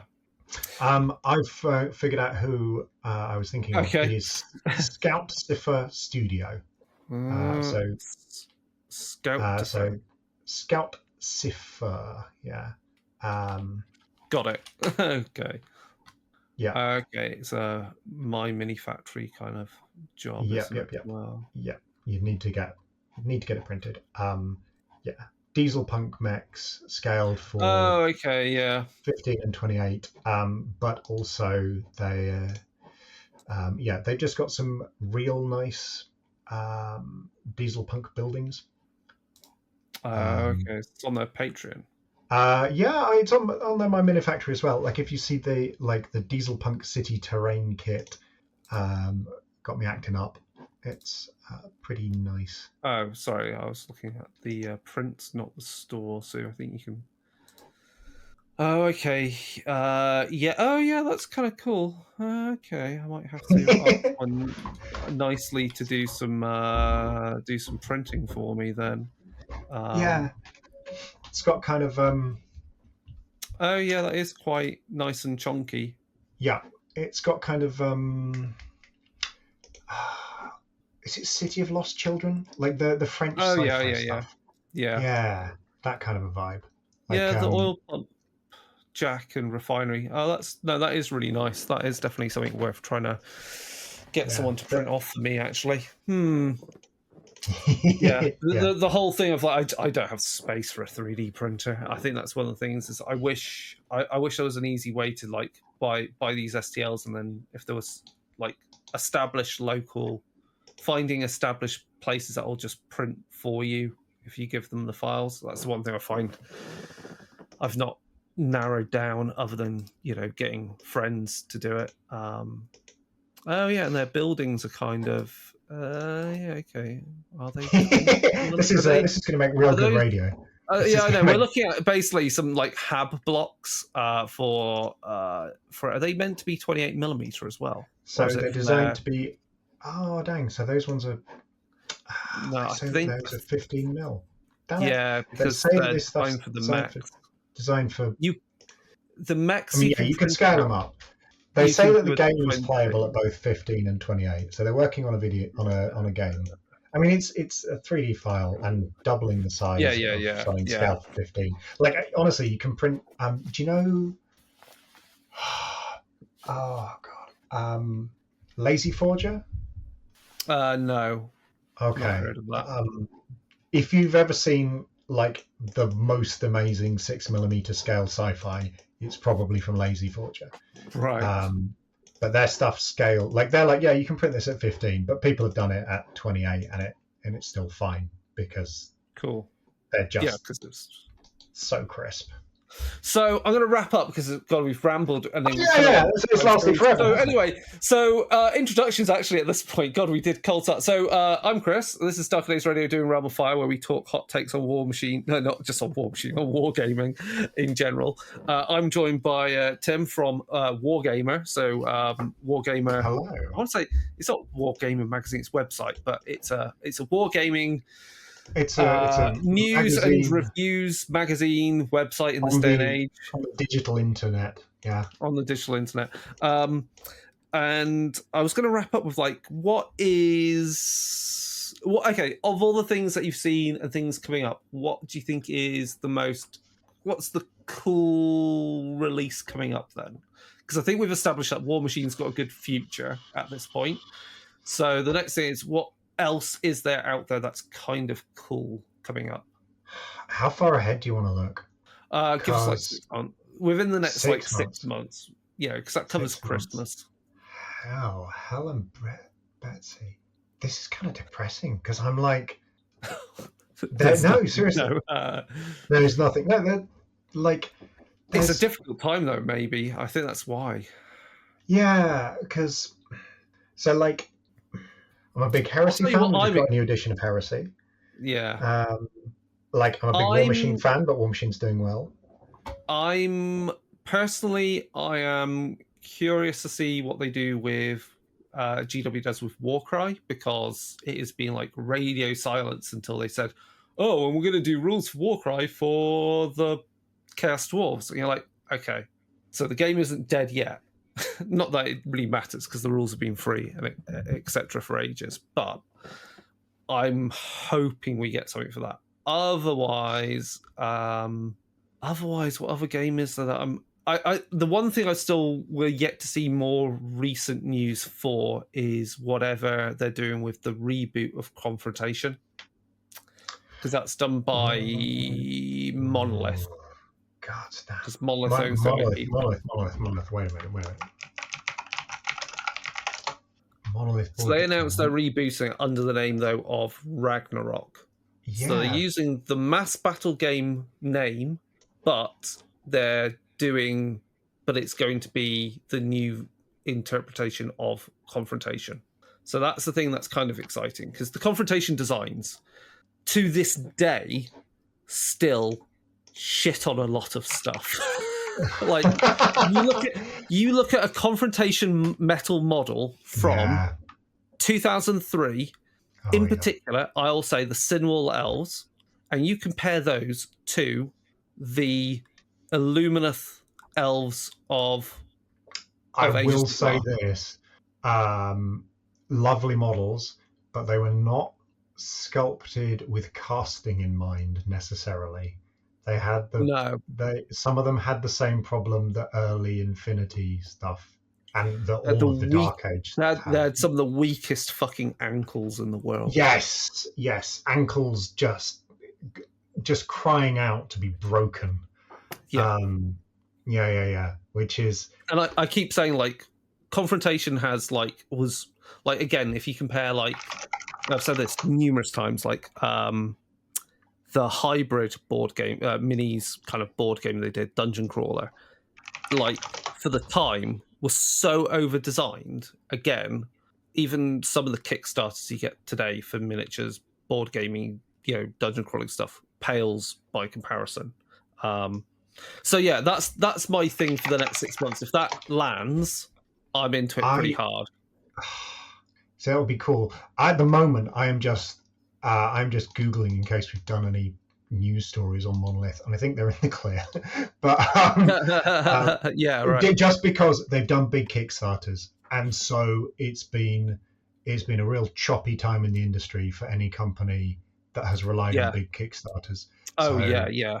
But I'm not finding anything, so okay, cool. I will join you in cautious optimism, because man, yeah. I want the companies, yeah. I want the weird walking tower from Confrontation. That would be incredible. It was one of the Chaos Dwarf things they do Dwarf towards ones, the end. Yeah, with a tower with some kind of weird lumpy guy in it. Just fantastic. Some sort of a cannon. Yeah. Well, again, another excellent radio here, but I'm inexpertly describing a model I half remember, and which yes, at the best of times looked like a Jim Henson fever dream anyway. Yeah, it's basically just kind of a dwarf troll type creature with a tower built on top of its back, and then sat in the top of it is some smaller dwarf like creature armed with a cannon. And confrontation is just one of those kind of like excellent designs, poorly translated rules. But still a lot of fun. So that's what I'm excited for, and to find out more about. I'm happy for you. I'm excited for the printed rulebook for Trench Crusade to actually arrive. That as well. Yeah, like just printed rules make a difference, as we know for Warmachine. They teased the CNC for it would be CNC, isn't it? For they were showing a steel mold being cut for Trench Crusade. Ooh, I knew that was going to happen, but I didn't realize they'd done a teaser. That's cool. That's very cool. That's so that's really big news. I think we knew it was coming, but the fact it's not vaporware is exciting. That is something that's exciting me as well, is the number of firms that are getting plastic production going. I have to assume a lot of it is people using Archon, and that Archon has just been expanding its capacities because there's not many places. Like in the UK, there's not Renedra. There's like one place in the UK that's founded by XGW guys that gets used for like all of the historical makers based here. There's Wargames Atlantic in North America. There's gonna be Best Hobby once that releases, but that's crowdfunded. But like there's just more people doing stuff with plastic. Wargames Atlantic have got they're expanding a 10mm fantasy range that's just like wow. Yeah, it's so Warmaster coded. It's it's interesting because and that was I think that was the one thing which when that's been pointed out, and again that must be because Archon uses whatever the proper term is for their steel molds, because they use more than two. They don't just do really they use three-sided molds. Yeah, because the Trollkin in the Brine Bloods box, the Lockerbash brothers, their rifles are pre-drilled. Yeah. And that's because the ends of the rifles point off the edge of the sprue. So obviously the third plate comes in on the edge there to allow you to do that. Interesting.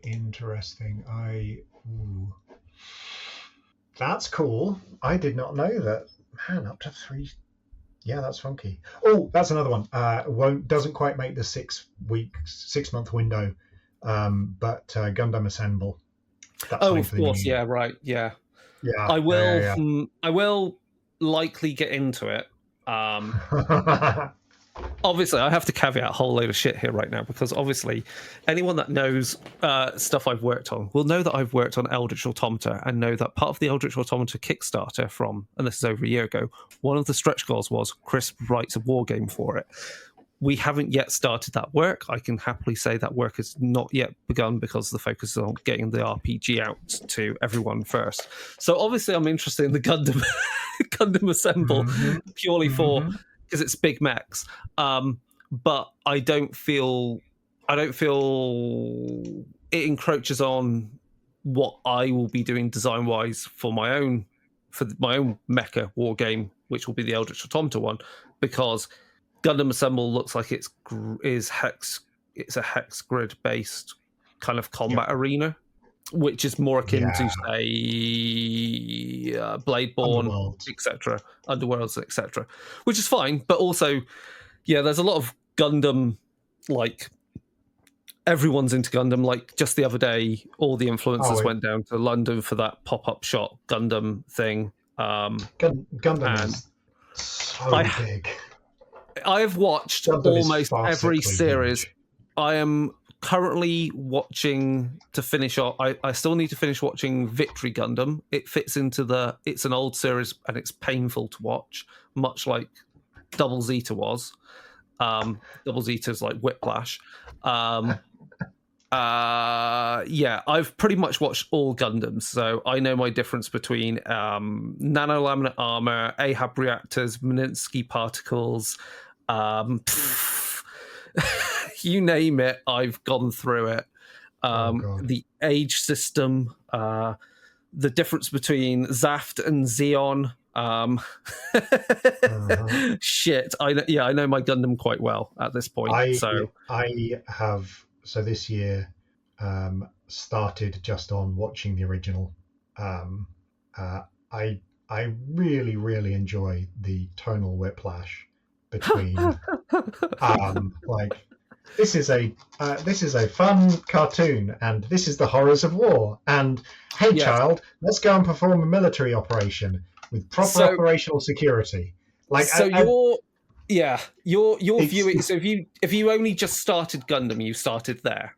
I watched a bit of Gundam Wing when I was a kid, but of course, who hasn't? Who hasn't? Yeah. So, watch the original series, obviously. Watch what is it? Something's Island, which is a recently made OVA which fits somewhere within the timeline of the original series, within the 1 year war. Then you may as well then go back and watch Origin, which is everything that leads up to the original series and basically gives you more of the backstory of why can't I think of his fucking name? Of the Red Comet, the one Aznable. Char Aznable. So you get his background. That's also useful for watching because then it acts as a primer to Gundam G-Quox, because Gundam G-Quox is a tangent timeline. Okay.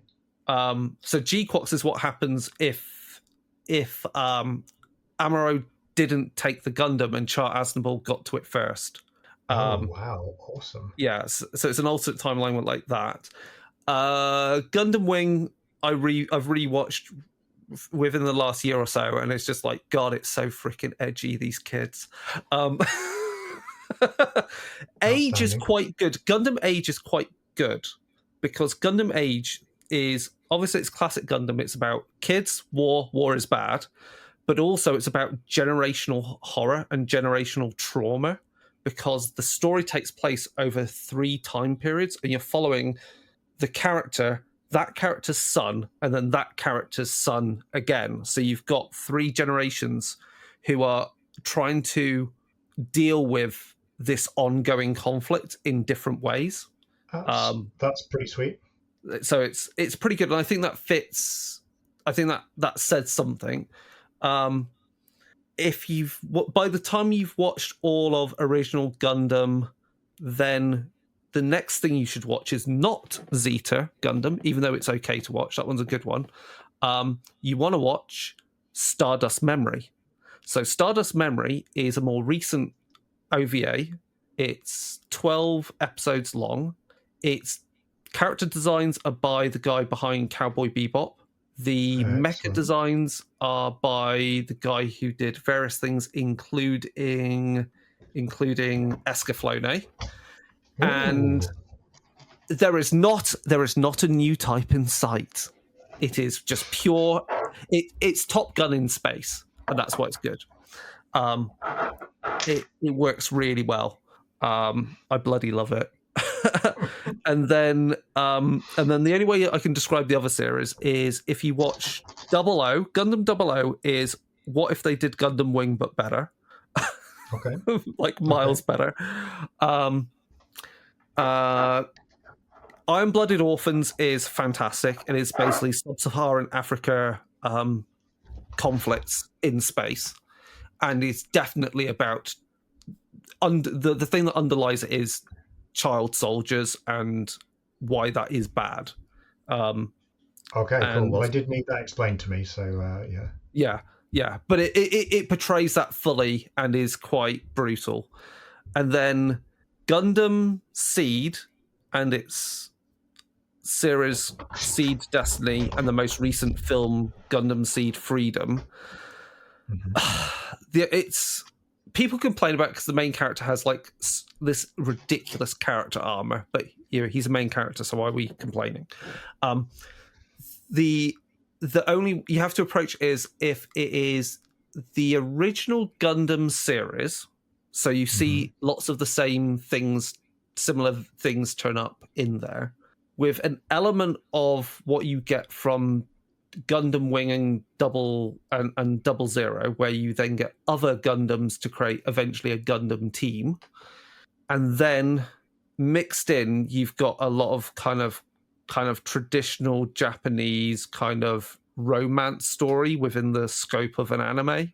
So, okay, it's not terrible. I think there are worse Gundams to watch out there, including Double Zeta and Wing. But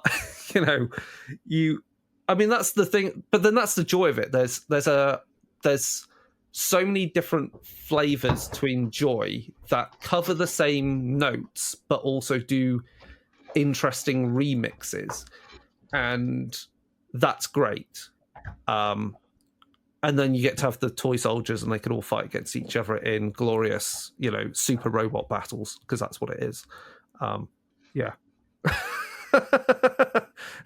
But yeah, and everyone's obviously, waxing lyrical about how can Gundam be so cheap when GW is so expensive, which is a whole, I don't have the answer for that. I don't have the answer for that, because Gundam kits on a technical level are something else. And what does that mean when what is the price point of Gundam Assemble when it lands? Because that's going to be interesting. Yeah, and I think that's going to create. I think the game that is being made is not going to. If it's going to compete with Warhammer, it'll compete in the same way that X-Wing did. Yes, yeah, definitely. Yeah. And so that's not gonna. That's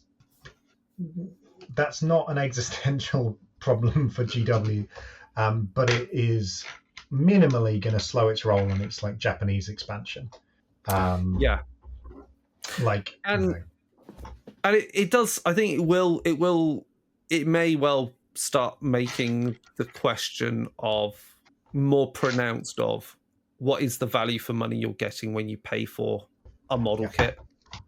Yeah, which is a fair question in this day and age. No, it is a fair question. I think it is always illustrative to look at what everyone's charging per sprue. It's not necessarily per model, but per sprue, because that's the thing that costs to make. It's individual sprues, the capital on that. I don't fully understand how Gundam's so cheap, because they have a bunch of sprues in there. And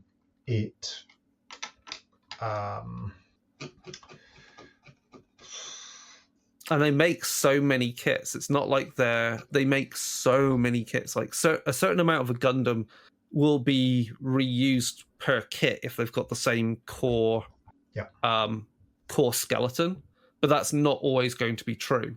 So I don't quite know how they get that price point. I mean, it's either economies of scale, conceivably.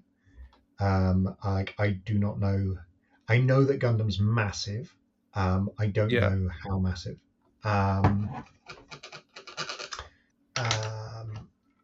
Maybe it's to do with cheaper costs on, for example, the machines. So, there's no one making that kind of machine in the UK. And in fact, there's nowhere like where people truly just make that kind of machine, because they're all made with components that come from multiple countries. But I know that Japan has a big high-tech manufacturing sector, so maybe they have way It's just more baked domestic. in. Yeah, it's just baked in, isn't it? More domestic capacity for making and repairing the ship machines. That would be a factor. Maybe there's some labor law stuff, or like stuff in, because like GW makes a healthy profit, but and like it's real frigging good,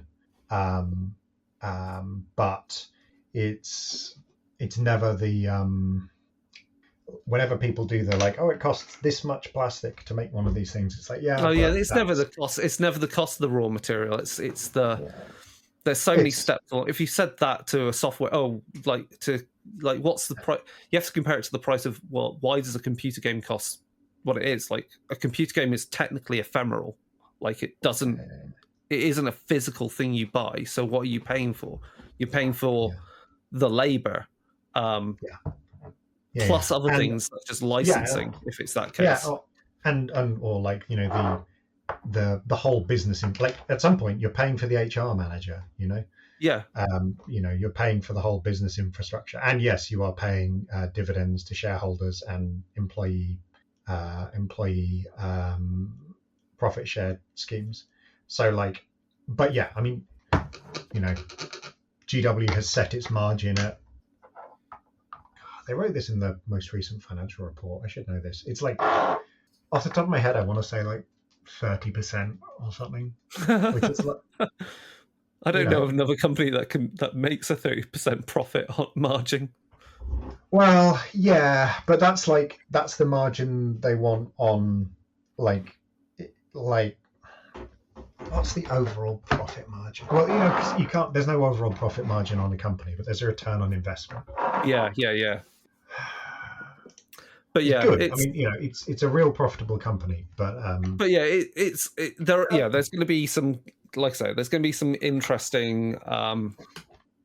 The main thing is Gundam Assemble is going to be interesting for that reason. Yes, yeah.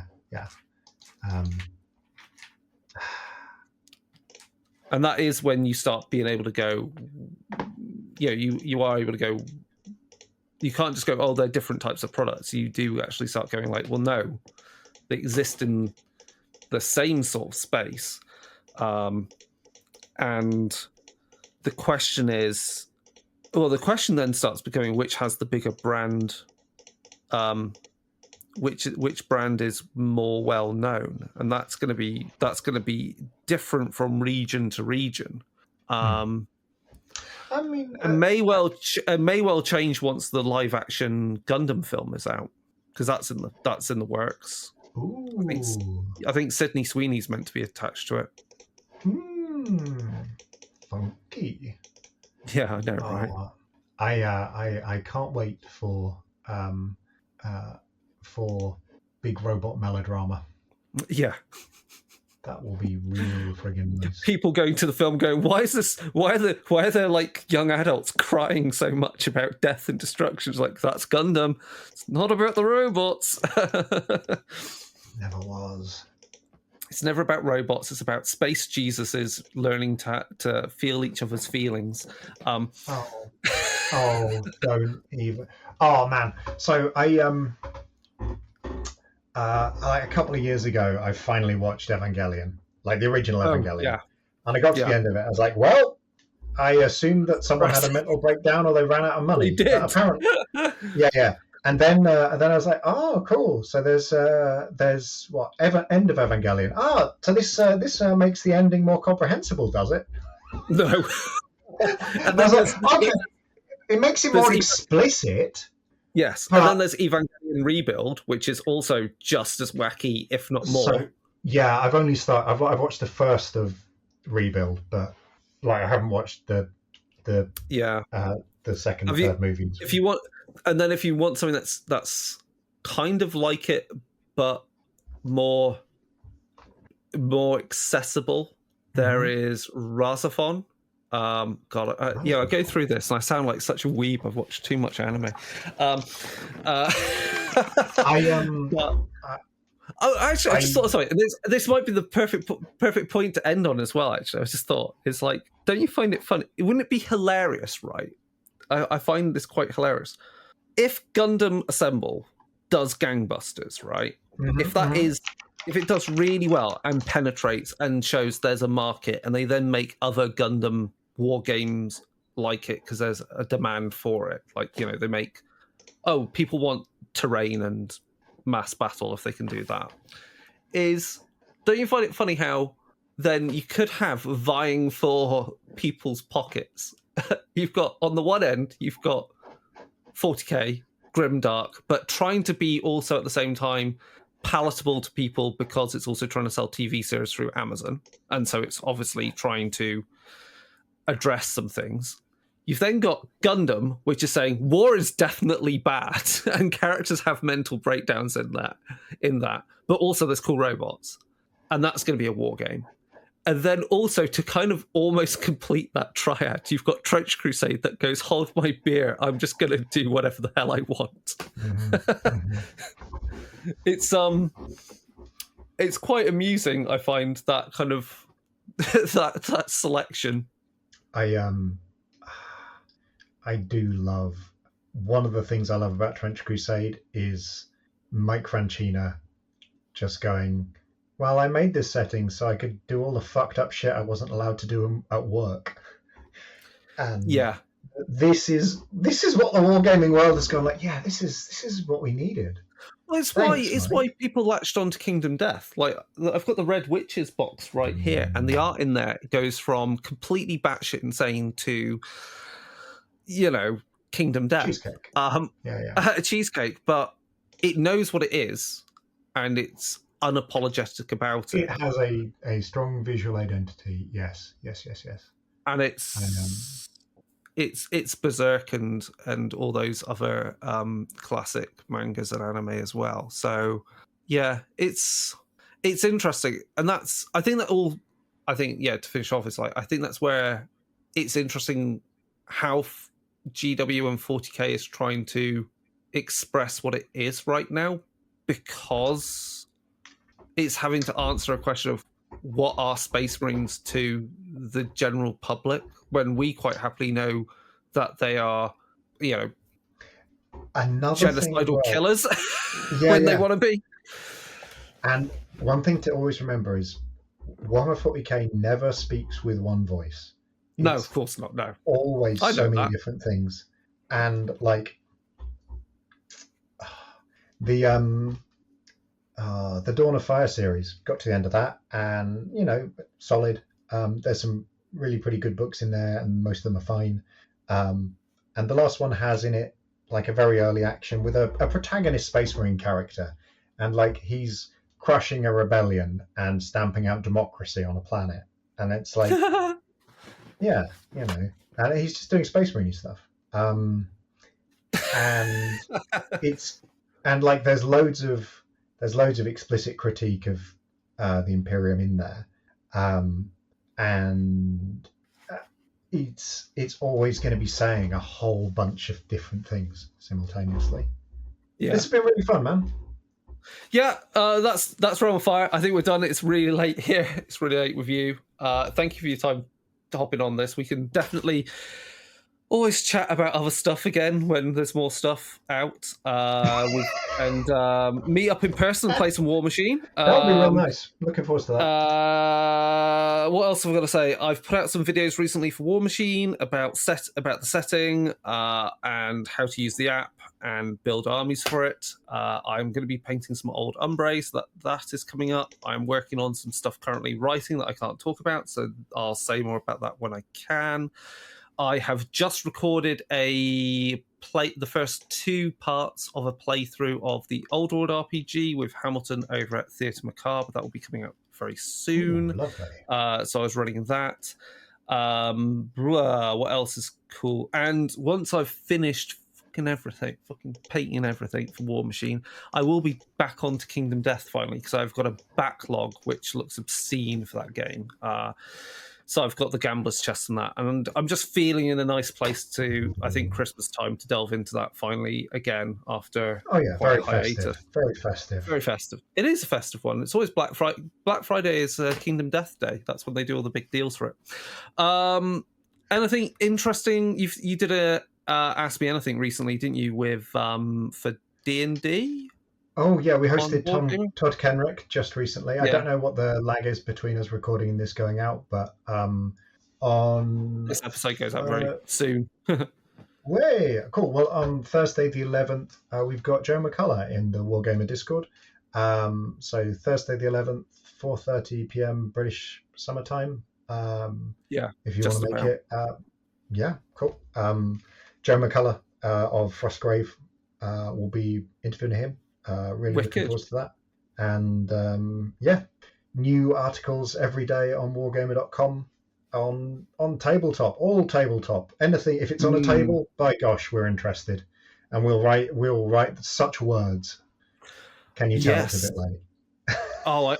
That's everything. I know, obviously, because I keep putting stuff out for it. Very soon, Strange Light Workshop will be on general sale from games which I worked on. So that is Ghost Hunting in the Iron Kingdoms using D&D 5th Ed. That is exciting because the PDFs are really nice. The Monsternomicon for it. It's not Monsternomicon, it's the Spectronomicon for it is great. And I need to run some of that as well at some point. So that's everything. So we can say goodbye for now. And there'll be more at some point. So goodbye. Bye-bye.